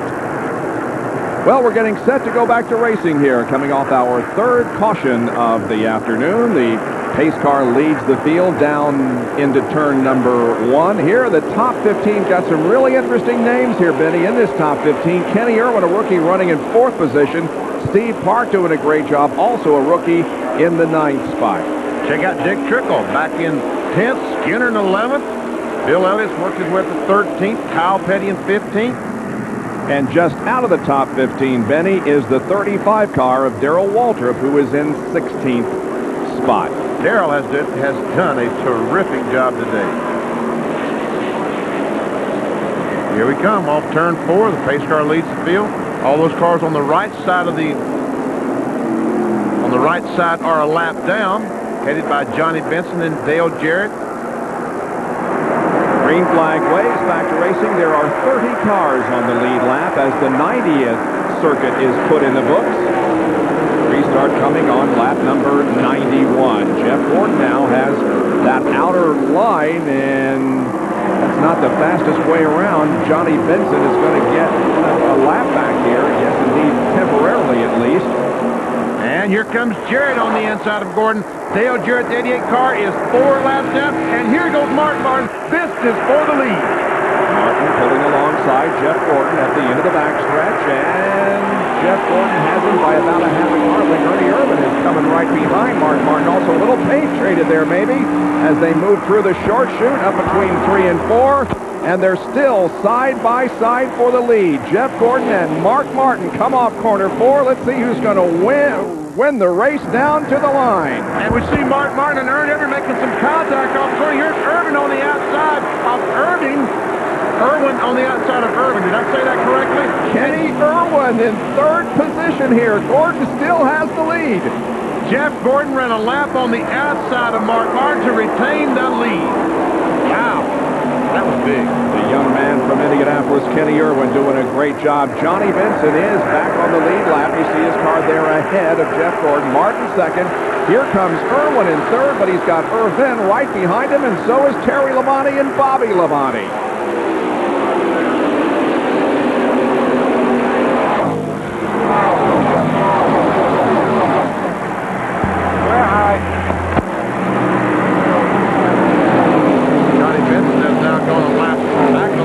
To the leaders. There he is.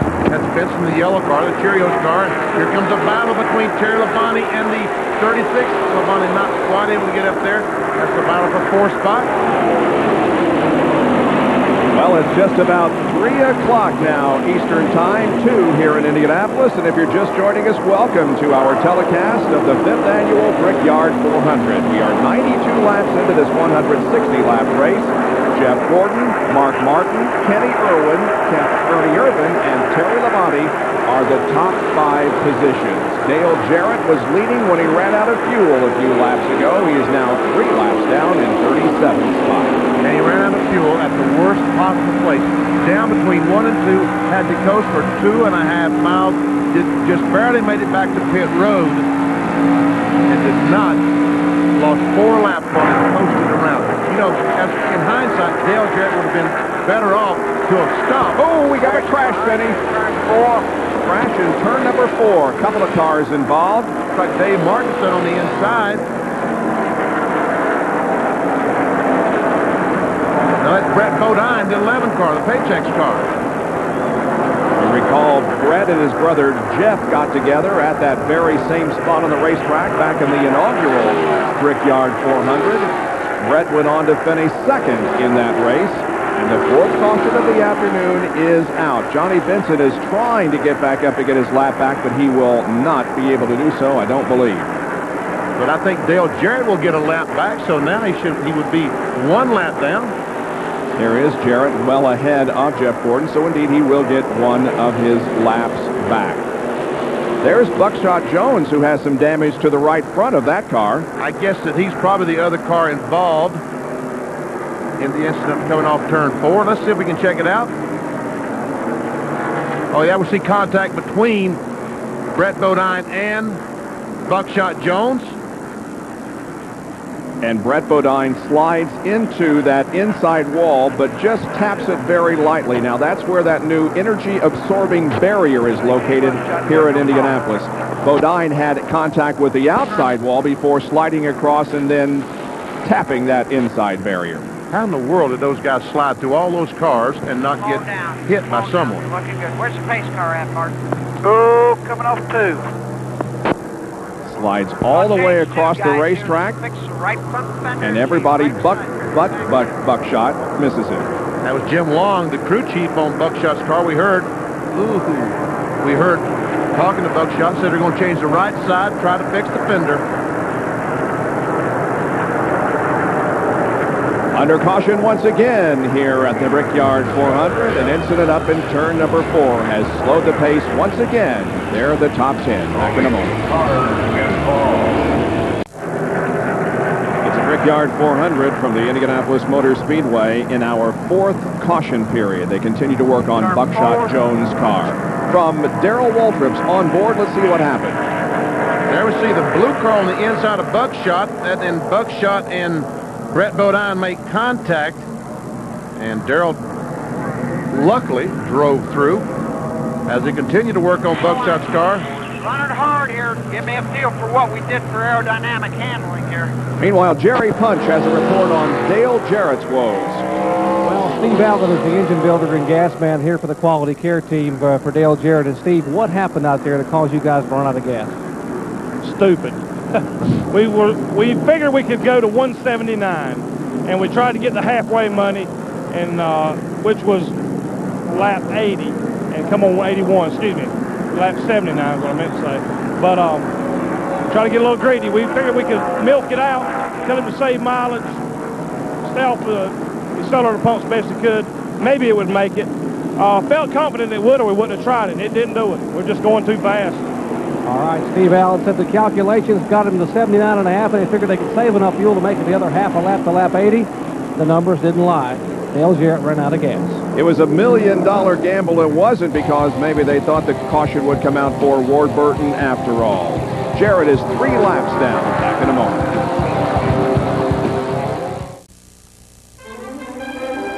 The Brickyard 400 on ABC Sports. Brought to you by Miller Lite, who reminds you that whenever you feel good, it's Miller time. Napa Auto Parts, we keep America running. Chevy S10, like a rock. And Pennzoil, specially formulated for today's stop-and-go driving. Stop, go, Pennzoil. Back at the Indianapolis Motor Speedway now, we're about a half a lap away from getting a restart of this race. 97 laps completed right now. We'll run 160 here today in the Brickyard 400. At the front of the field is Jeff Gordon with Mark Martin running in second position. Kenny Irwin third, followed by Ernie Irvin. Then the Labonte brothers, Dale Earnhardt, Steve Park, Sterling Marlin and Dick Trickle, Mike Skinner, Ted Musgrave, Bill Elliott, Joe Nemechek, and Kyle Petty complete the top 15. You know, it's tough saying Irwin and Irvin. Tell me about it. Same breath. And they are running third and fourth right now as we get set to go. Once again, the cars on the lead lap are on the outside of the racetrack. Our race recap shows that Jeff Gordon has led 41 of the first 96 laps. 7 lead changes. We've had 4 caution periods, total of 15 laps. The average speed at 133 miles an hour. Green flag waves. Here we go again. Once again, Dale Jarrett in 88 car. Trying to get back up front, trying to get another lap back. Jeff Gordon gets a great jump on Jarrett, and even Mark Martin, the second place car.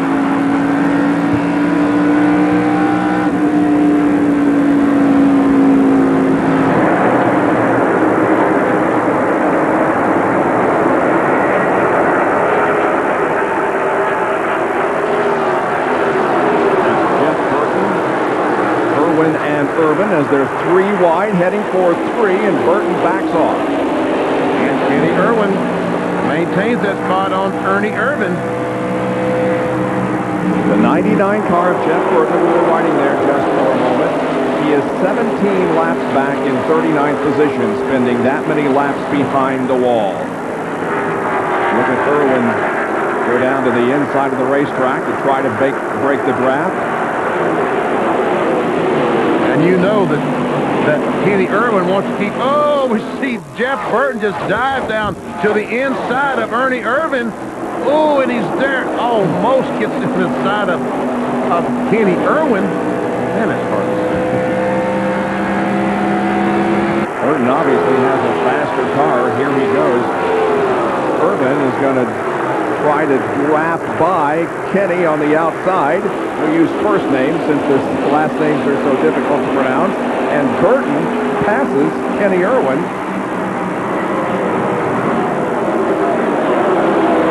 Kenny's trying his best to stay up there because he wants to stay in front of Ernie. You know that he wants to stay in front of that 36 car. Irvin drove this car last year, but he can't do it. Here comes Ernie on the inside. There's Bobby Labonte as well. Ernie got a really good run, and really close as they entered the corner. That is close, isn't it? How they judge that, just inches apart. Ernie Irvin, the pole sitter, moves up to third spot now, dropping Kenny Irwin back to fourth. That's Bobby Labonte in the green 18, right behind Kenny in fifth spot, and right behind Bobby is brother Terry. And then comes Earnhardt and Steve Park.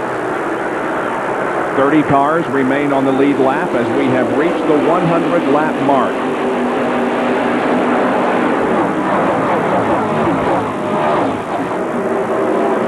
Dale Earnhardt has had a good race, and so is the young rookie who is right behind him, Steve Park, running in 8th spot. Coming up next on ABC Sports, the International Race of Champions from right here at the Indianapolis Motor Speedway. It's the final race of the 1998 series, and you can see how the championship turns out as Al Unser Jr. makes his return to the Speedway next, the IROC race on ABC Sports. Both Jeff Gordon, who is leading, and Mark Martin, who's running second, were in that IROC race, and Dale Jarrett is going to go 2 laps down now as he passes the leader, Jeff Gordon, still back in 36th position. And did it on the outside. Meanwhile, here comes Mark Martin, just 3/4 of a second behind our leader, Jeff Gordon. These two have driven away from the third-place car of Ernie Irvin. So it's a battle up front between Gordon and Martin.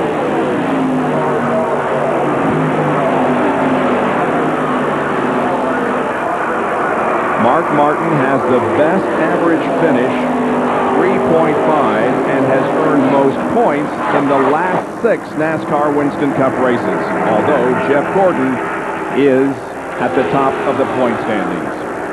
Well, the caution is out again. We have another caution flag. There we see Dave Marcus has lost an engine.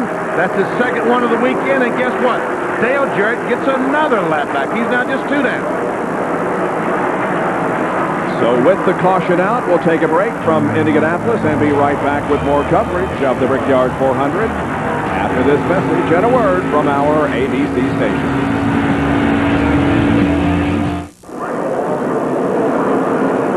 Caution is out here at the Indianapolis Motor Speedway for the 5th time this afternoon.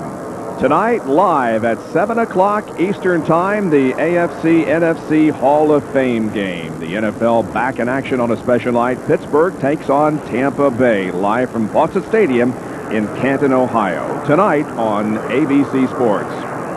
Dr. Jerry Punch has a report on Dale Jarrett. Well, let's check in with Todd Parrott, the crew chief here. Todd, people thought you were out of the ball game 4 laps down. Now you're 2 down and getting back in the hunt. Some of the other crew chiefs are saying, hey, you guys are going to stop letting the 88 car go by. You're going to regret it. Are they letting you go by, or is he just going by? No, we got a really awesome race car, Jerry. A little while ago, had it figured we could go, to lead the halfway lap, then pit on that lap, and he ran out as he was at the entrance to pit road. Got a great race car. The guys have worked their guts out, and hopefully a couple more cautions, we'll be back in the hunt. All right, that's Todd Parrott. He calls the shots. A lot of optimism here in the quality care pits. What about it if he would come from 4 laps down to win it? Let's check in with Jack. Well, Jerry, behind me is Jimmy Fenning, and he is in radio contact with Mark Martin. And you alluded to the fact during this caution, he called Mark and he said, hey, Mark, why are you and Gordon letting the 88 go by? You let him go by another time, and we're going to be in real trouble. Bob? Yes, indeed. Let's not count him out right now, but he is back in 35th, 2 laps down. Now, under this caution, we anticipated possibly some pit stops from those running up front, but they stayed out. There were a few cars that were at the back of the lead lap that did come in for some stops as Dave Marcus's car is pushed toward pit road. That's the reason that we are under caution. See, I'm surprised that somebody like Dale Jarrett didn't stop and put on 4 fresh tires so that he could go up there and really battle with Jeff Gordon and feel kind of rest assured that he could get his lap back. Ken Schrader did get a lap back, and we might also inform you that Wally Dallenbach has taken his car behind the pit wall. Also, Rich Bickle is back in the garage area, as is the 12 car of Jeremy Mayfield. The only car that is actually listed as out of the race right now is Kenny Wallace. So we remain under caution here at Indianapolis. It gives us an opportunity to sneak another break in. Back with green flag racing when we return to Indianapolis.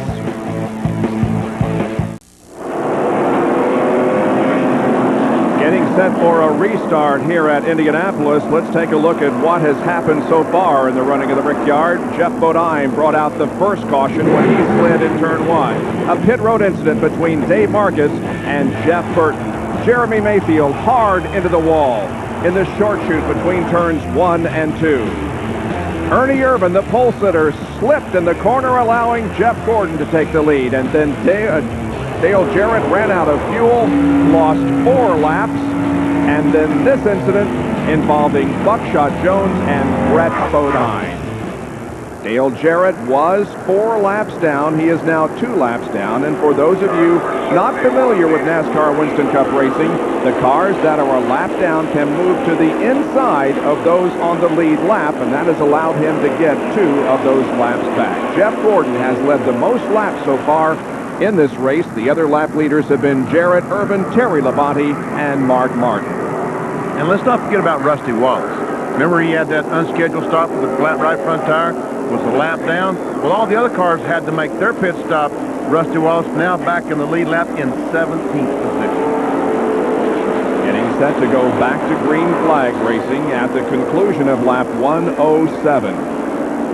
It is Jeff Gordon, Mark Martin, Ernie Irvin, Kenny Irwin, and Bobby Labonte, the top 5, as the pace increases and the green flies over the speedway. Watch Jarrett. He'll try to get ahead of the leader and get another lap back. And for right now, he does. But Jeff Gordon is going to do everything he can to keep Dale 2 laps down, because Jarrett still is very much a threat to win this race. Gordon can run on the outside as well as any car here. There's no doubt about that. Here's Mark Martin once again for the lead. Jarrett gets the lap back. Mark Martin a half a car length ahead entering the corner, and he comes out a full car length behind. Jeff Gordon able to stave off the challenge of Mark Martin. Look now at Dale Jarrett as he is pulling away from Jeff Gordon and put him now only 1 lap back. This is the leader, Jeff Gordon. He's saying, thank goodness that 88 car ran out of gasoline, because he is very, very fast. I'm talking about the 88 car of Dale Jarrett. There's Mark Martin, the 6 car in second place. Both these front 2 cars, Gordon, Mark Martin, eligible to pick up $1 million bonus if they can just win the race today. The 4th pair line behind Mark Martin, the 99 is Jeff Gordon, 16 laps down in 39th position. Bobby Labonte has been able to get like Kenny Irwin move into the 4th spot. Labonte, another car with a chance to pick up that $1 million bonus.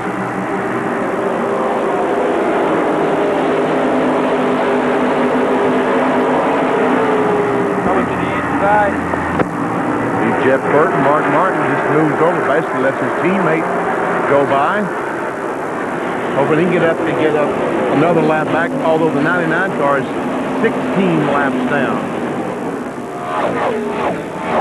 Jeff Gordon has won 5 races this year, while Mark Martin has won 4.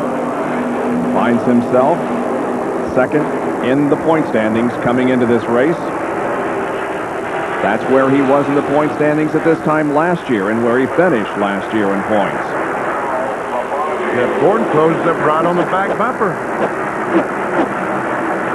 Off Dale Jarrett.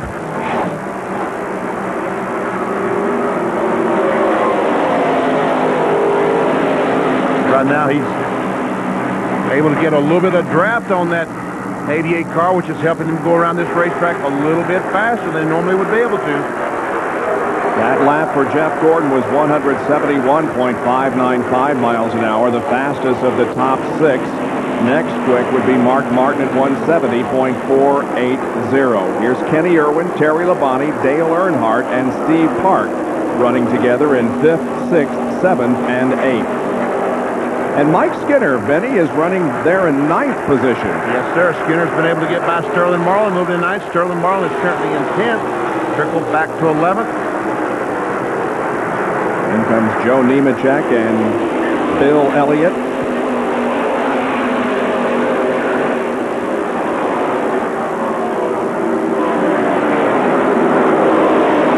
Been very steady in this race, running in the top 5 just about all afternoon long. Let's check them at the line as they cross. We'll get the speed report.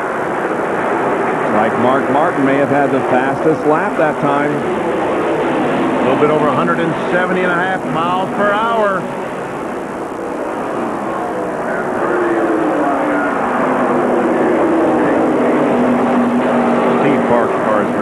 See, Jeff Burton has been able to get by Jeff Gordon as well.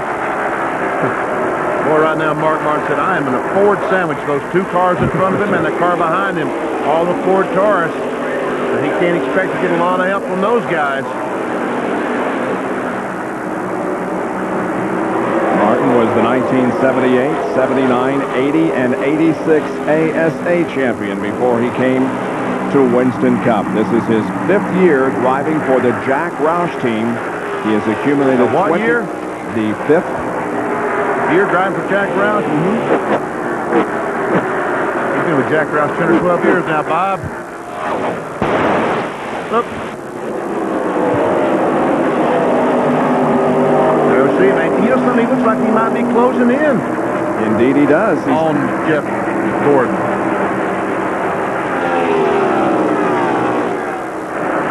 The interval last time was just a little more than a half second.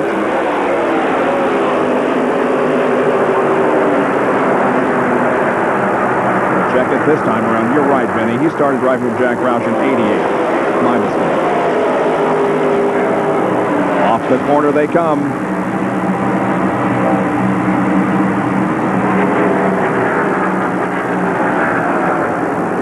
Interval, no, it grew a little bit, about 0.6 of a second.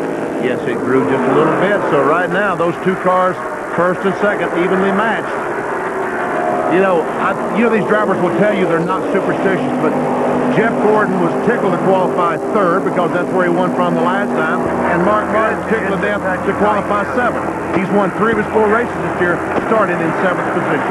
Looks like it could come down to a battle between those 2 for supremacy this year at the Brickyard 400.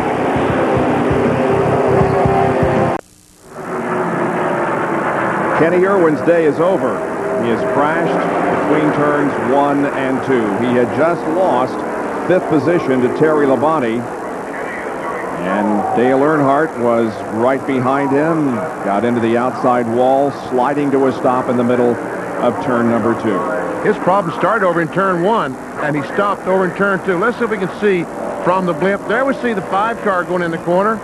Here comes the 28 car, and Kenny Irwin just loses control. Earnhardt got so close to him, we talked about early in the race, that he took that air off the rear spoiler, and around goes the Texaco car. There was no contact between Earnhardt and Irwin. He just lost the downforce, and the car got around on him.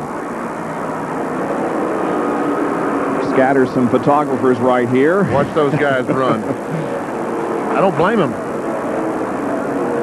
And from another angle, we see it once again. Boy, he had a great run going. Had been in the top 5 most of the day. But his first try at the Indianapolis Motor Speedway in the Brickyard 400. And guess what? The 88 car got another lap back. That is right. Now only 1 lap down. Robert Yates, the owner of that 28 car. This is not the first. This isn't his first rodeo. He's had a crashed race car before, so. Well, we're on lap 117, Benny. Now, are we going to see some final pit stops here, or is it just a little bit too early? Some of these guys might. might be able to make it to the end and might gamble on making to the end. I don't know. It's a lot of laps to run. Well, Benny, one team that will make that gamble will be the second-place machine, the Valvoline car for Mark Martin. $1 million up for grabs, as you know, for first and second there, should one of these cars win. And Jimmy Fennig and Jack Roushers, the master at fuel mileage calculations, continue to converse high atop the war wagon. They just radioed to Martin, if we pit now, we should be able to go the distance without having to stop again. And Jack, likewise, down here in the Jeff Gordon pit, they have closed the pits this time by, so no one could come on the pit road. They were going to pit around lap 118 to 120, so next lap by would be 118, so that would have been their pit window anyway. They should be able to make it the rest of the way. Let's check in with Bill Weber. And the fact that pits were closed just then may end up helping Ernie Irvan. The longest they've gone today is 42 laps. That was with a couple of cautions. They weren't sure they were going to be able to make it to the finish. This should help them out. They're going to come in, get 4 tires, make an air pressure adjustment, and they think they can get Ernie to the front. Hey, guys, remember when I alluded before the 88 ran out of fuel about when you make a pit stop and take on 22 gallons of fuel, can you change 4 tires just as quick as loading the fuel? That was the debate that Mark Martin and Jimmy Fennig just had on the radio. Martin, looking desperately for track position, trying to beat Jeff Gordon out of the pit, said, should we consider 2 tires? And all Fennig said is, we can change 4 in 22 gallons. Don't worry about it, Mark. Jerry? Hey, guys, Dale Jarrett is now just 1 lap down, and the man you talked to a moment ago, Steve Allen, who did the gas calculations, wearing that T-shirt under his uniform, which says, never give up. That may be somewhat of a premonition of what could happen here. Jarrett has come from 4 down to just 1 down and still plenty of time left. Bob? In 33rd position today at 5:30 Eastern, 2:30 Pacific on ABC Sports, a Tour de France special, the last weekend of the world's most prestigious cycling event. Don't miss the last time trial of the Tour today at 5:30 Eastern Time, 2:30 Pacific, here on ABC. All right, the pits are going to be open this time around. The reason that the pits were closed the last time because Kenny Irwin had come to a stop at the exit of the pits. And these guys, if they'd made pit stops going back out, it would not have been a safe situation for the safety workers over there trying to pick his car up. So NASCAR wisely said, we'll wait until the next lap. Now we'll see all these guys dive in. We'll see guys change 4 tires. Like Bill Weber talked about on our top of the show, we'll see skin knuckles, skin knees. But if they get back out in front, it doesn't matter. Here comes the line off corner number 4 down onto pit road. Jeff Gordon leading Martin and Irvin and others. Some of the cars already stopping. Tire changes going on. 55 miles an hour is the speed limit on pit road. Here we go. Mark Martin arrives at his box. So does Jeff Gordon. Ernie Irvan pitted down toward turn number 1, now arrives at his, while Mark Martin has... The only change that Martin made was to replace the windshield cover. You know, a little tearaway? Other than that, just a nominal stop here. And we see Mark Martin is having a slow stop. 21 and a half seconds. Look at Jeff Gordon. 16.6. Ernie Irvan, 19.3. Ernie will go back to about 5th spot. And Jeff Gordon looks like may come out with a lead with a great pit stop, 16.6. Just an unbelievable piece of work by the Rainbow Warriors, getting Jeff Gordon in and out in 16.5 seconds. 119 laps completed here in Indianapolis. Back with more coverage of the Brickyard 400 after this message and a word from our ABC station. Thank you, Robin. Still under caution here, but we will be going green next time around. Let's get a report from our reporters down in the pits. Here's Jerry Punch. At the top of the day, Bob, we talked about the possibility of history repeating itself in 1994. Jeff Gordon qualified 3rd and won it today. He started 3rd, and he is poised. Behind me, Ray Evernham says they have made their final stop. The car is dialed in. They have fresh Goodyear Eagles all the way around, a full tank of fuel. It's all up to the young man in the seat. Evernham doesn't look like he's too worried that they can't hold on and possibly win it. Let's go to Jackaroo. Well, Jerry, Jimmy Fennig and the crew chief for Mark Martin, they had a lot of confidence that they could beat the Rainbow Warriors on a head-to-head duel on pit road. They had it done until a lug nut, you see this right here, and the glue that holds it on, popped off when the right front wheel went on. They had to scurry to put another lug nut on. Those split seconds cost them track position. Bill? Twice, Ernie Irvan has come so close to winning here at the Brickyard, but he never has. Right now, he's in a very sensitive race car. Loose when the sun is out, tight when the sun goes behind a cloud. This crew wants a cloud. They just had a very good pit stop. They took a half-pound of air pressure out of the right front tire. And Ryan Pemberton told his driver, be very, very smooth on the throttle. Fuel mileage is critical.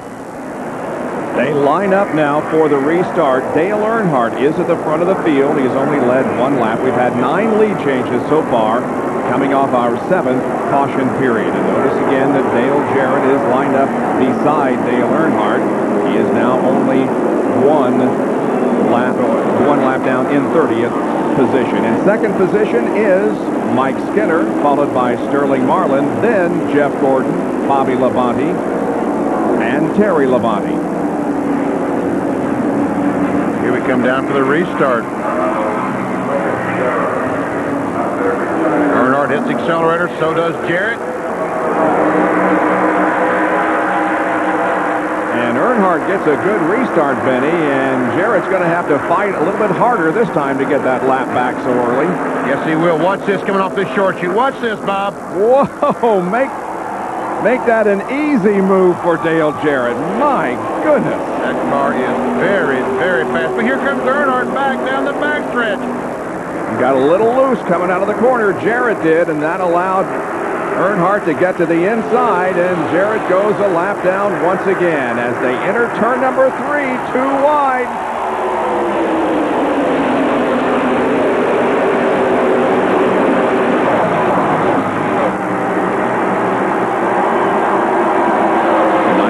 Car of Jeff Burton is 15 laps down in 37th position. Just trying to get a lap back here.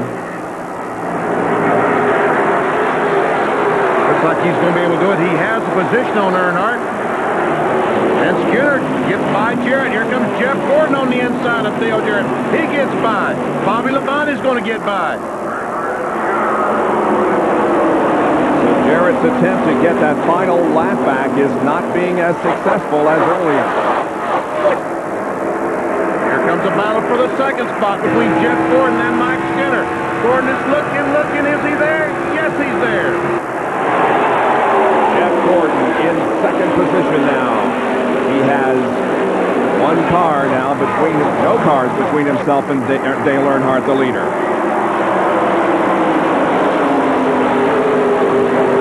Gordon begins to chase him down. Jarrett trying to get back. Up front, he's on the inside of Bobby Labonte there in the blue car. Meanwhile, Jeff Gordon trying his best to catch Dale Earnhardt. The interval officially 38 hundredths of a second, but it's more like 4 or 5 car lengths. And that interval is shrinking as Gordon has a good run coming off the second corner and down the backstretch.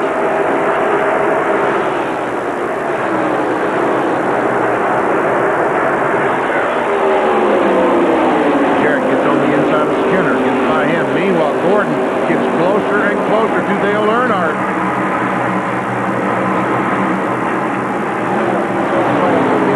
These fans are going crazy when Jeff Gordon gets by Earnhardt. He is still a very popular driver here in his former home state of Indiana. Growing up in Pittsburgh, Indiana, which is about 15 or so miles west of the Indianapolis Motor Speedway. Coming here so that he could have a better shot at driving sprint cars at the age of 13. Look at that last lap. Jeff Gordon, 171.2 miles per hour.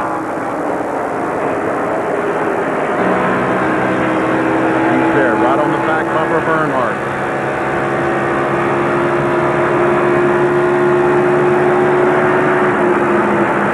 Boy, he drove in the corner. Matter of fact, he drove it in too deep.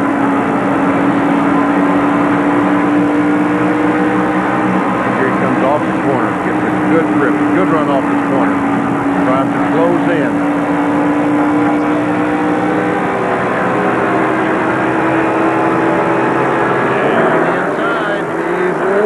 But turns at the corner too quickly.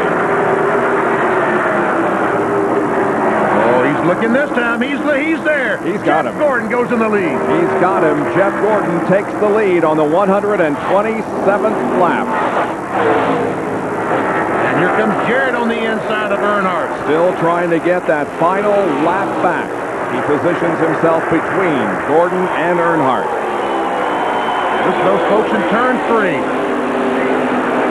Jeff Gordon won the largest purse in NASCAR Winston Cup history of $613,000 when he won here in 1994. He is looking at a huge payday if he can win this race, including the $1 million No Bull 5. Down to the pits once again. Bob, early in the race, we saw on the first 2 stops, Dale Earnhardt took 2 tires, both right side tires.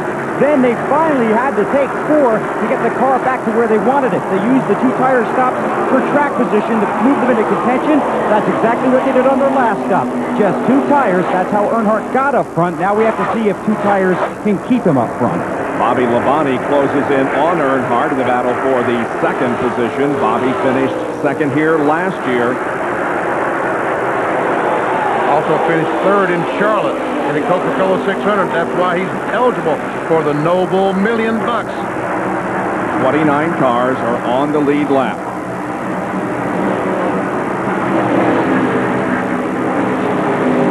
Now there are 30 cars on the lead lap because Dale Jarrett is now back in the lead lap. And here comes Bobby Labonte for 2nd spot.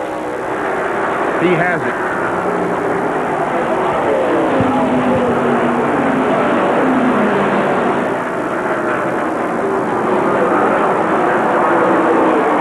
Mike Skinner in 4th, Terry Labonte in 5th. Mark Martin is back in 6th spot. And behind Martin, Sterling Marlin, Ernie Irvan. Mike Skinner has had a good run here at the Brickyard today. And Mark Martin is working his way back. I think he was about 10th or 12th after this stop. Remember, we talked about that slow pit stop when the lug nut fell off the wheel and they put it up there. He's clicking them off one at a time. Interval between 1st and 2nd now, a 2.5 seconds. 2 seconds back to Earnhardt in 3rd. And a bit of a gap back to the 4th place car of Mike Skinner, who you'll recall subbed for Dale Earnhardt in the 1996 race here when Earnhardt was injured. And Mark Martin now in 5th spot, then closing in on 4th spot.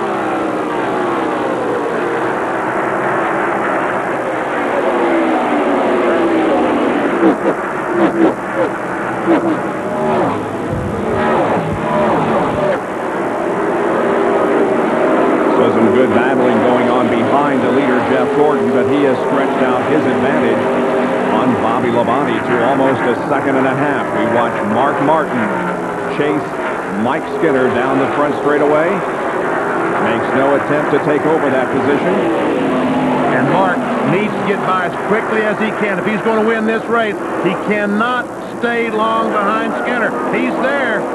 He may have him. And he's going to get a good run off the 2nd corner maybe, and down the back chute. He moves alongside Mike Skinner. And Mark Martin goes into 4th spot. So it's Gordon, Bobby Labonte, Dale Earnhardt, Mark Martin, and Mike Skinner, the top 5, with the laps clicking off at Indy.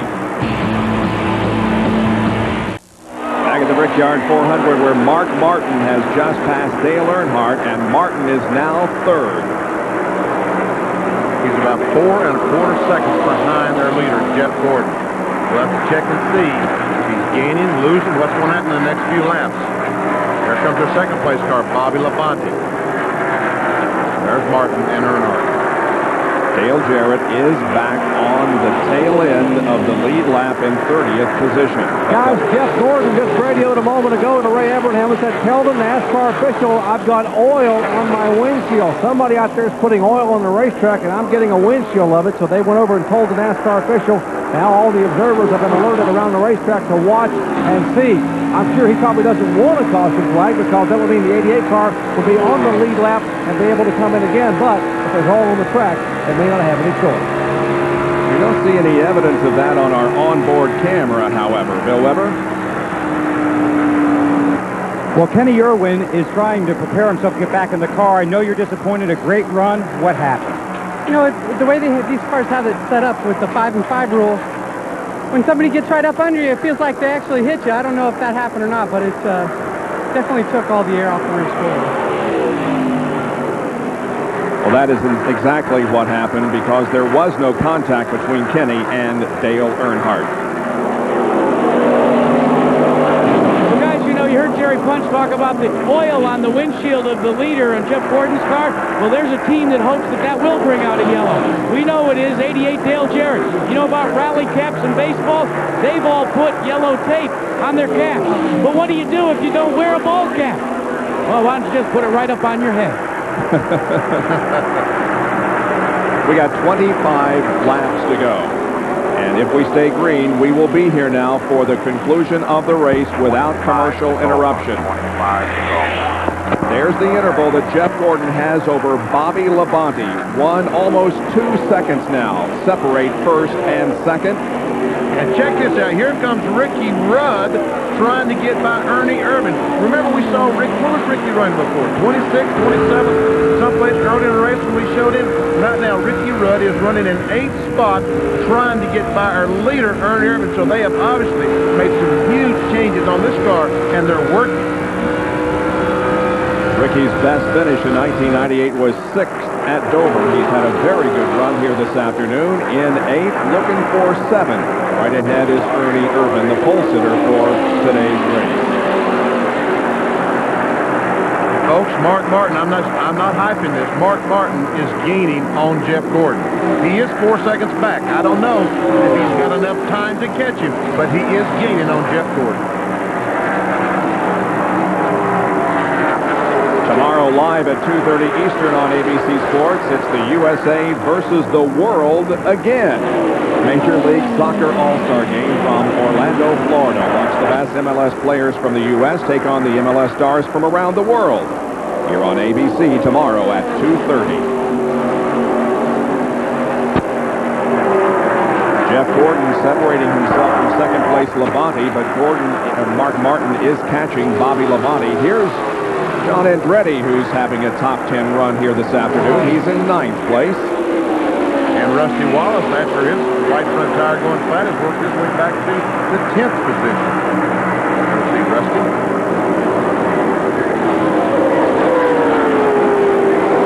And coming from a lap down earlier this afternoon to now run in the 11th spot just behind Rusty Wallace is Kenny Schrader.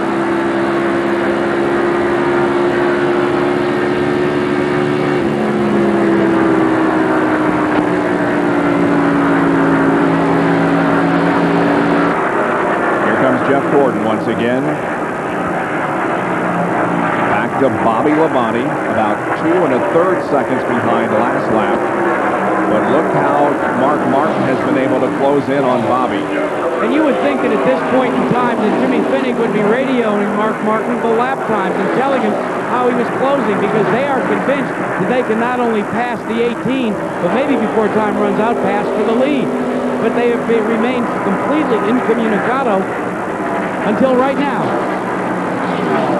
And finally, they tell Mark Martin just how fast he's going. So Martin now knows that he can close. There's how the interval has decreased between first and second from 4.4 seconds on lap 133. First to third, I should say. From 4.4 seconds on lap 133. And now it is less than 4. It's almost 3.5 seconds now. Mark, as we said, is getting closer and closer. But does he have enough time? It looks like it's not that far. And it's 21 laps to go, but he's only gaining about 1/10 of a second per lap. Guys, updating the oil situation, Jeff Gordon commented on a minute ago. He radioed and said he thought he saw oil on the racetrack. Well, some of the crew members, as I told you, ran over to grab the NASCAR officials, and then before they grabbed them, the senior crew member here, Ray Evernham, said, "Hey, Jeff, we don't need a caution flag. That's the worst thing that could happen." Gordon replied, "What oil? I don't see any oil."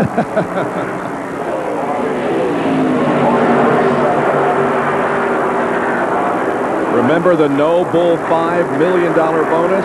That's up for grabs. Jeff Gordon is the leader. Bobby Labonte is running in second and Mark Martin third, so we could very well give away $1 million here in the next few moments. It's a goner. Put it in the bank. It's a goner. Write the check. I just don't know whose name you put on the check. That's the problem. That remains to be seen. The last lap was run fastest by Mark Martin, 168.4. Jeff Gordon, the leader, 167.001. Bobby Labonte at 167.2. Last lap, Mark Martin picked up 0.4 of a second. 0.4 of a second on the leader, Jeff Gordon. I think right now he's getting some draft from Bobby Labonte. I think that's what's really helping him right now. And now he's 2 3/4 seconds behind the leader.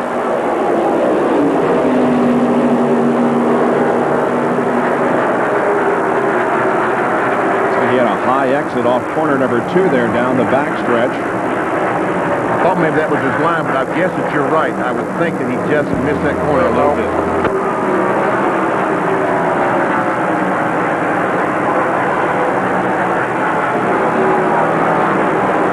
There's your leader, Jeff Gordon, go by. Here comes Bobby Labonte, Mark Martin.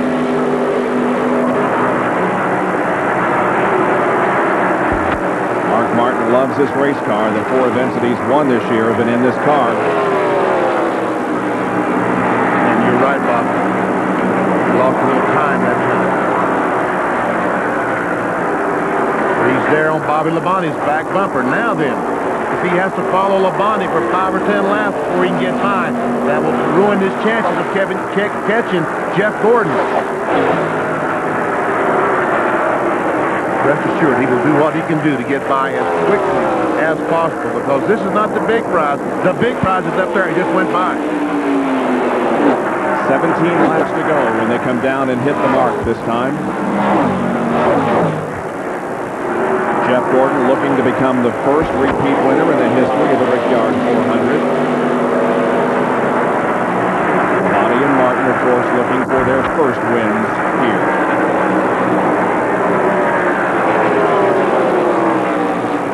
Benny, he just cannot find the opportunity to make a run. Maybe this is it. Into corner number 1. He's trying to get alongside of Labonte in the short shoot. He may have him here. Yes.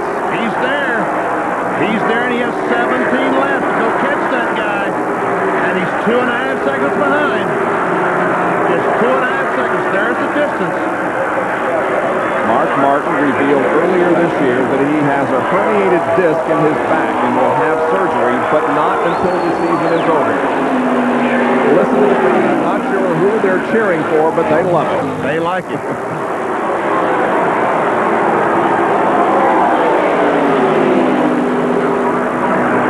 Wow. Mark is using this racetrack. He's going in low, coming off high, trying to run that perfect line, trying his best to do what he can to catch Jeff Gordon.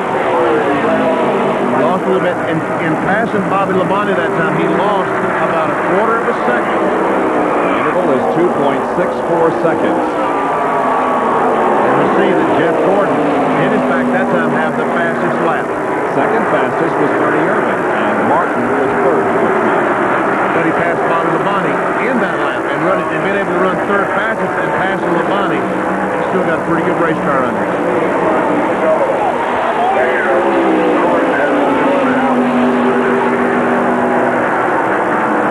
We can see how quickly he's been able to put distance on Bobby Labonte.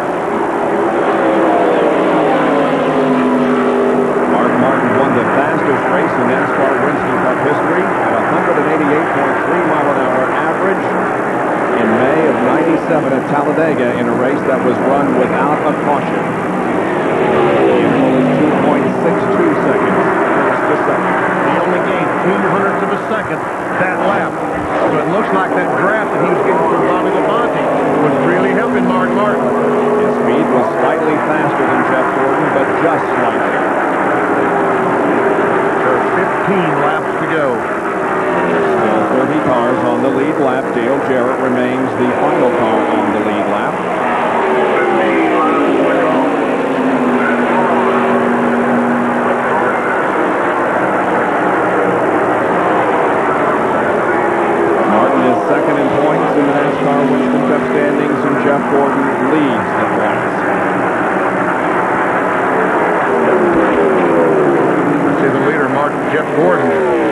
catching some slow cars, some traffic out there. Some of that traffic might slow him down. Mark Martin not able to pick up. He picked up 3/100ths of a second that lap. I'm sorry, 5/100ths of a second that lap. Martin's wins in 1998 have been in Las Vegas, Texas, California, and Michigan. Jeff Gordon has won at Rockingham, Bristol, Charlotte, Sears Point, and Pocono.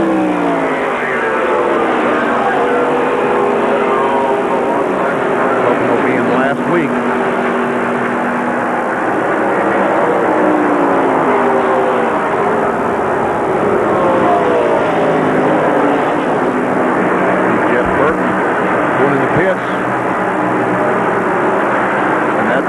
Car did not hinder Jeff Gordon's progress any whatsoever.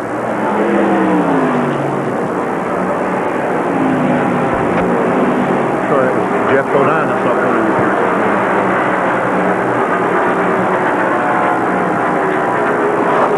Gordon continues to drive like he's on a rail out there. Last lap, 168.199, faster than any other car.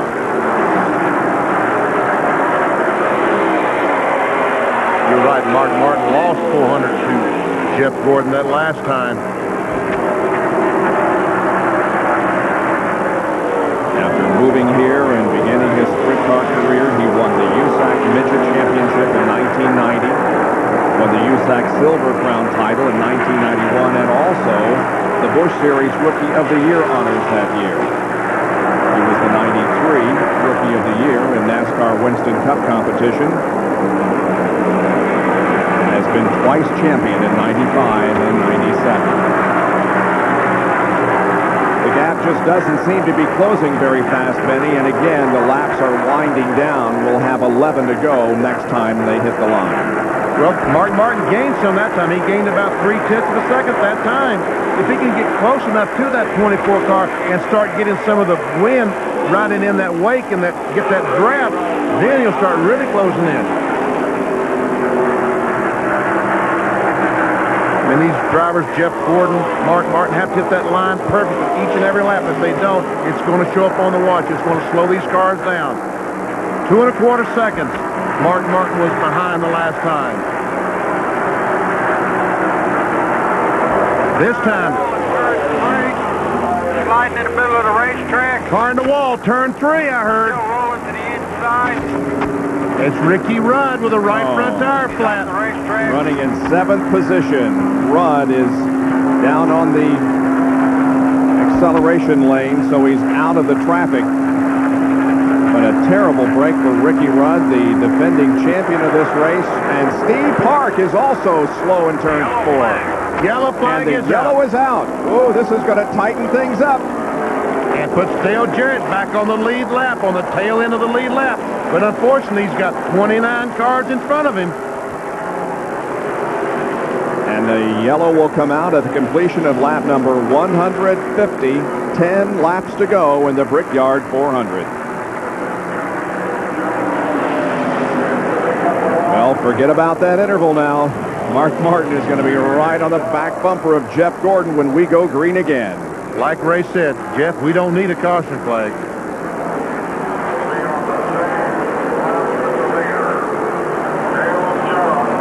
There's the pace car slowing Jeff Gordon down.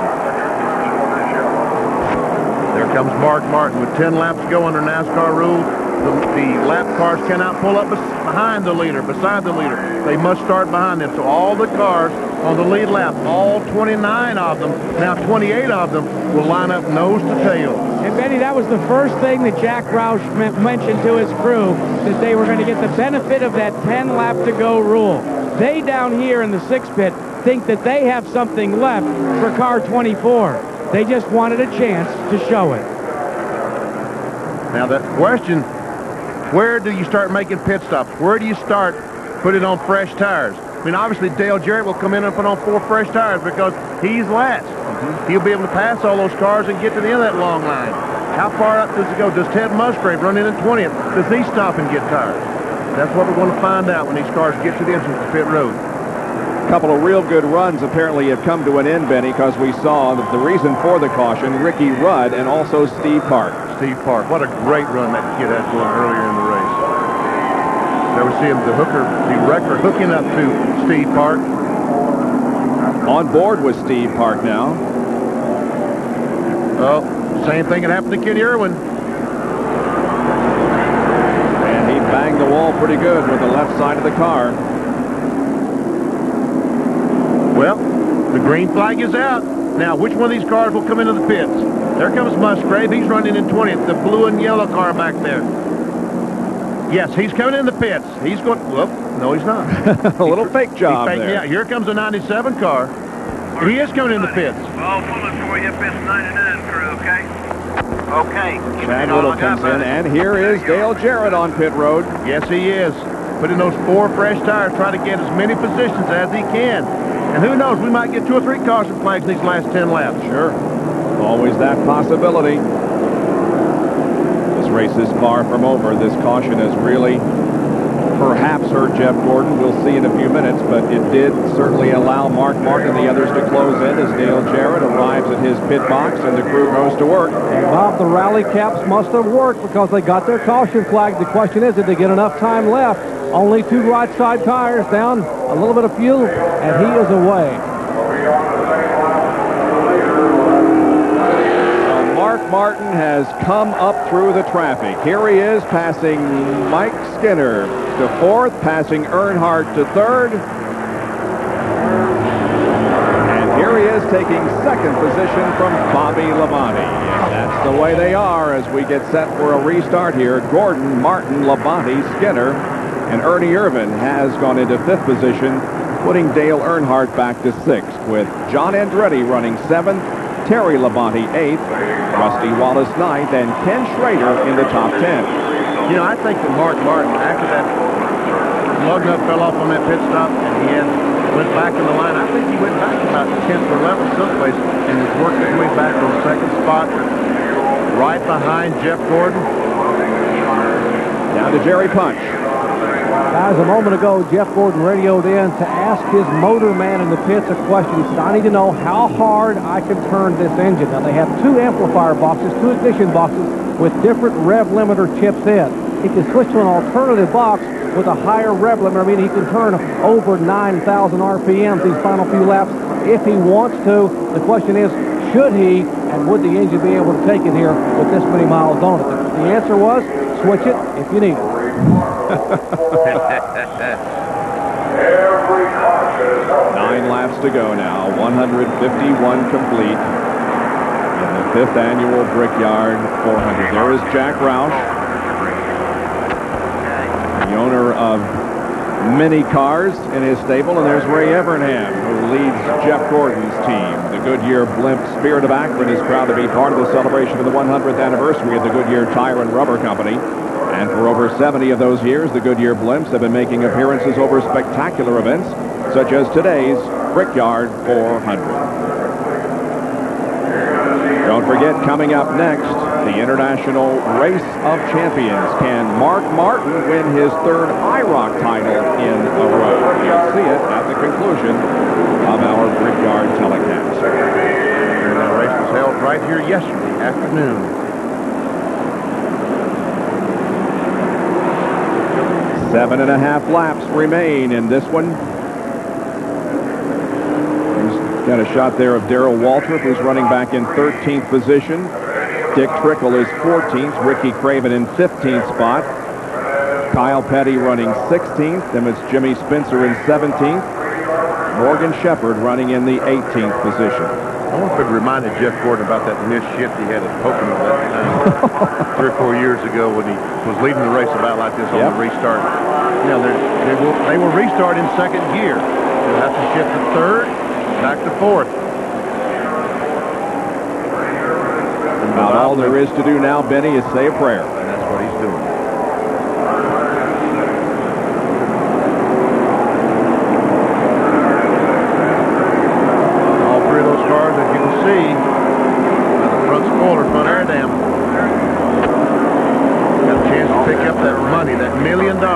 Top 3 cars.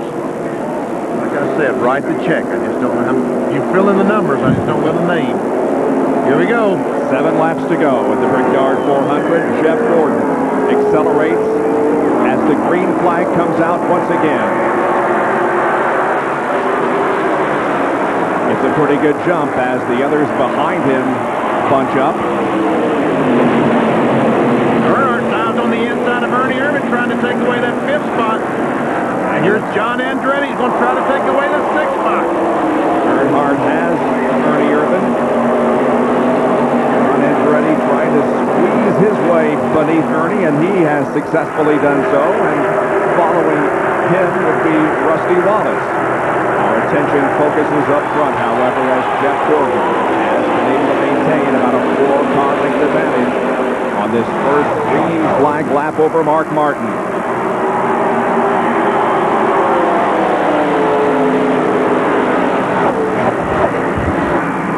Six laps to go.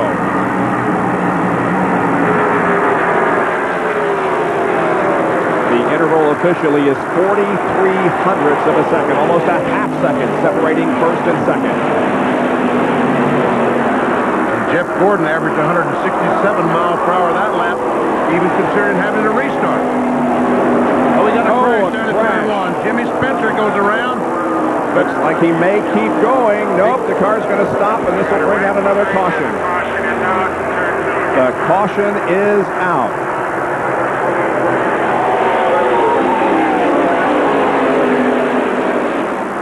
They will race back to the line and complete 155 laps.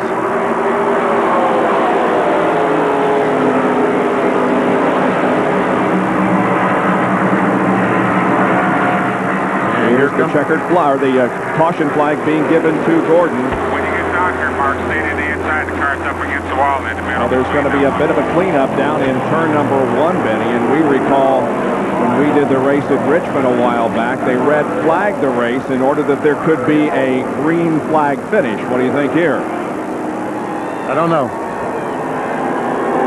I guess it depends. Did I ever see the contact between, is that Jeff Green? Yes.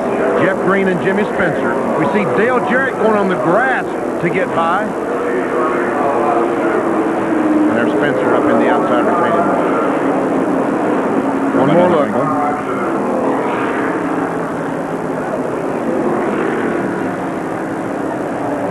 And look at Jarrett go right by that wreck. By the way, Jarrett has moved up to 18th position now as the caution is out. And the safety crew is there very quickly to try to get this car off the racetrack as quickly as possible and get the track in raceable condition so that we can have a green flag finish.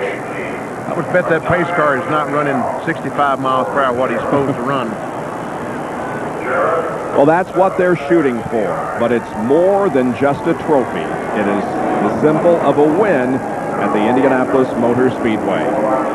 And possibly for 2 drivers, Jeff Gordon and Mark Martin and Bobby Labonte, the drivers running first, second, and third, $1 million bonus. Under caution, back with more in just a moment.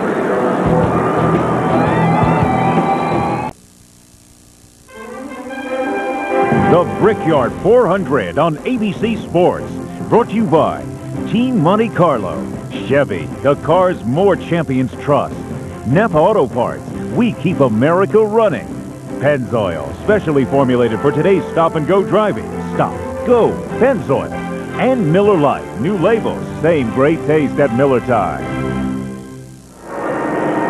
The track crew has gotten Jimmy Spencer's car off the racetrack. There will be no question of whether we should go red or not because we are going green this time around. They will have 3 laps to go. You saw these guys weaving the car back and forth. These tires are used. They're hot. They pick up all kinds of debris on the racetrack. They're weaving the car back and forth, trying to rid their car of any debris that might slide, the car might slide on when they get down the corner. You ever see, here's the leader, Jeff Gordon. You're right in with him. There's a second place car, Mark Martin, right behind him. Both cars a chance to pick up $1 million bonus if they can get to the checkered line, checkered flag first. Green flag waves, back to racing for 3 laps at the Brickyard. Oh, and a crash up in the straightaway, and this may end things. several cars involved in an incident before crossing the start-finish line. But the problem is, Bob, there's a car sitting there, and they've got to. Now Nemechek is moving. I thought they were going to have to drive through a car sitting on the racetrack because they're racing back to the line. The first one back wins.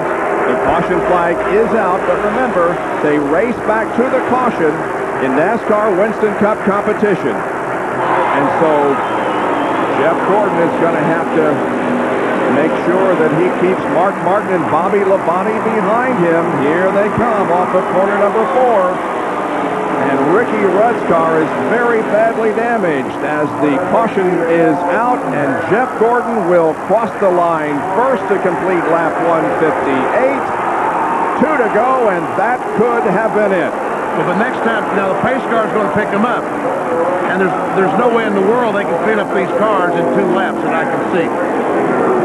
The pace car will pick them up down in the corner.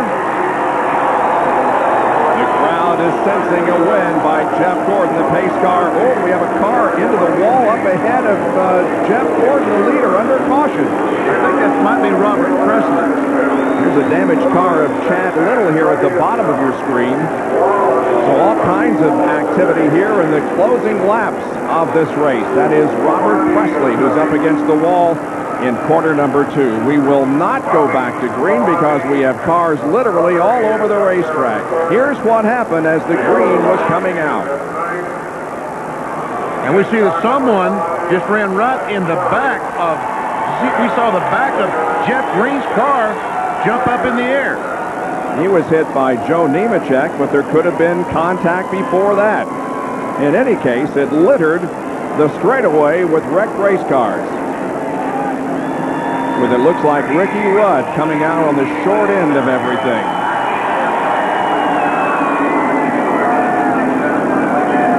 In some parts of the country, Jeff Gordon is not a particularly liked driver. He is booed and jeered at several racetracks, but not here in Indiana. He has a tremendous fan following still. They love him. And it looks like he's going to become the second, going to be the driver who wins a second Brickyard 400. The white flag is out. 1 more lap to go. We will not go back to green, and Jeff Gordon will be the winner of the 1998 Brickyard 400.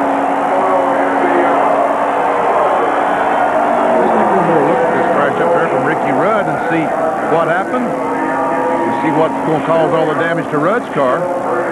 Oh, I see it's Robert Presley's car. Let's get down to Jerry Punch in the Jeff Gordon pit. All right, Ray Evernham getting ready to watch as these cars come by. He says that even with the fact that there's no way they can lose this race, his personal superstition is not to talk into the checkered flag. So watch Ray being congratulated by Andy Petrie behind me. Let's get over here to John Hendrick for a second, who is subbing for his brother, Rick Hendrick. And John, what a day, huh? What a day. Congratulations. You didn't need that one caution flag on lap 10, but this one you didn't mind. Oh, man, this one it was okay. We didn't want any of them because we wanted to win it clean and win it straight out. What a heck of a job for the crew. Hey, Rick, brother, this one's for you. We worked hard for this one all year, buddy. This one's for you. A lot of emotion from John Hendrick. And now Ray Evernham and the Rainbow Warriors. It is pure superstition. They know they can't lose this race. They will be on the wall as Jeff Gordon will come out of turn 4, and they will come off, leap in the air, and celebrate. That's what they've done 5 times this year. Now make it 6 times in 1998. Going to be the largest purse in NASCAR history that is awarded to Jeff Gordon. He will win the No Bull 5.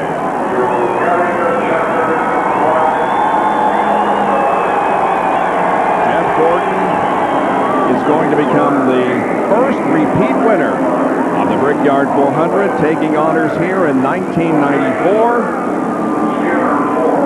About to take the checkered flag in 1998. The pace car has them in tow, coming off corner number 4. They're coming down the straightaway right now. And just to make it absolutely official, at 65 miles an hour behind the pace car, Jeff Gordon wins the 1998 Brickyard 400.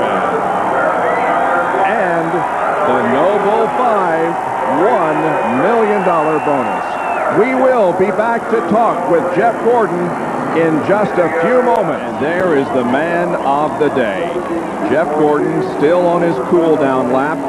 He is about to enter a very hallowed and special part of real estate here in the Indiana area, and in fact of all of auto racing, Victory Lane at the Indianapolis Motor Speedway. Let's check out how they finished, with Mark Martin finishing in second position, followed by Bobby Labonte, Mike Skinner, Dale Earnhardt, Ernie Irvan. The yellow marks indicate the drivers that led at least a lap. Jeff Gordon, 2 double marks, 2 yellow marks rather. He led the most laps. See Andretti, Rusty Wallace, and see Dale Jarrett worked his way back to 16th from about a 38th place position. 20 spots he picked up. There were 24 cars on the lead lap when the checkered flag dropped. And Jeremy Mayfield, by getting back out, did pick up 1 spot or 3 points. 6 cars dropped out of the race. Jeff Gordon still has not made his way quite yet to Victory Lane, which is beneath the Master Control Tower here at the Indianapolis Motor Speedway, which is going to be replaced very, very soon. Been here since 1957. The International Race of Champions is coming up here on ABC as soon as we can interview Jeff Gordon.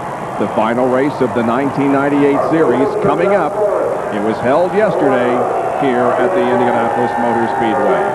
Now the DuPont Chevy has arrived in Victory Lane.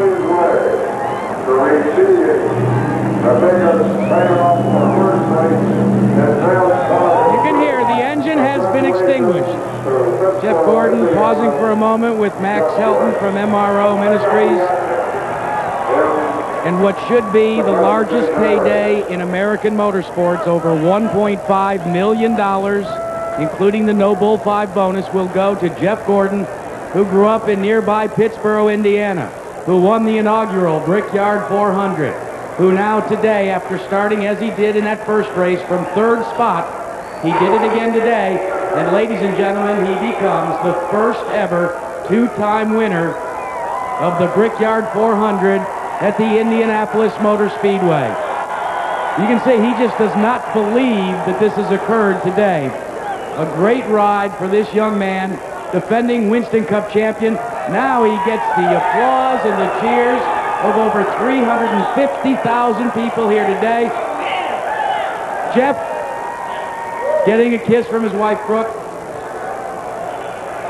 Jeff, you didn't need that last caution, not the one that gave you the checkered flag, but the one before that, because Martin really closed. He made a great effort. I tell you, he drove in on me in turn 2 and was trying to, get on my rear bumper, and I didn't know if I could get away from him. And I think he got a little bit tight when he got real close to me coming off of 2. And oh man, I just don't know what to say. This is just unbelievable. I mean, I guess when it's meant to be, it's just meant to be. And in '94, just everything went our way, and today everything went our way. I feel bad for Dale Jarrett, Jeff Burton. They had awesome race cars, but my team did a great job in the pits. The guys did an awesome job just getting this DuPont Automotive Fishes Chevrolet in this victory lane. They won it so bad, and so did we, and can't thank them enough. This is awesome. Well, there's a presentation that has to be made by the Indianapolis Motor Speedway President Tony George. If we can bring him forward. Tony, it's all yours. Thank you, Jack. Jeff, once again, congratulations. It's a pleasure to present you for the 2nd time the PPG Trophy. You drove a heck of a race today, and it's going to be a very special day, young man, so enjoy it.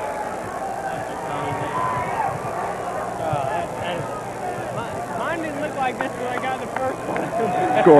Gordon raises the trophy above his head. He's the winner here at Indianapolis. Thanks to Jack Arute, Jerry Punch, Bill Weber, and Benny Parsons. I'm Bob Jenkins. Thank you for joining us for the 5th annual Brickyard 400 from Indianapolis.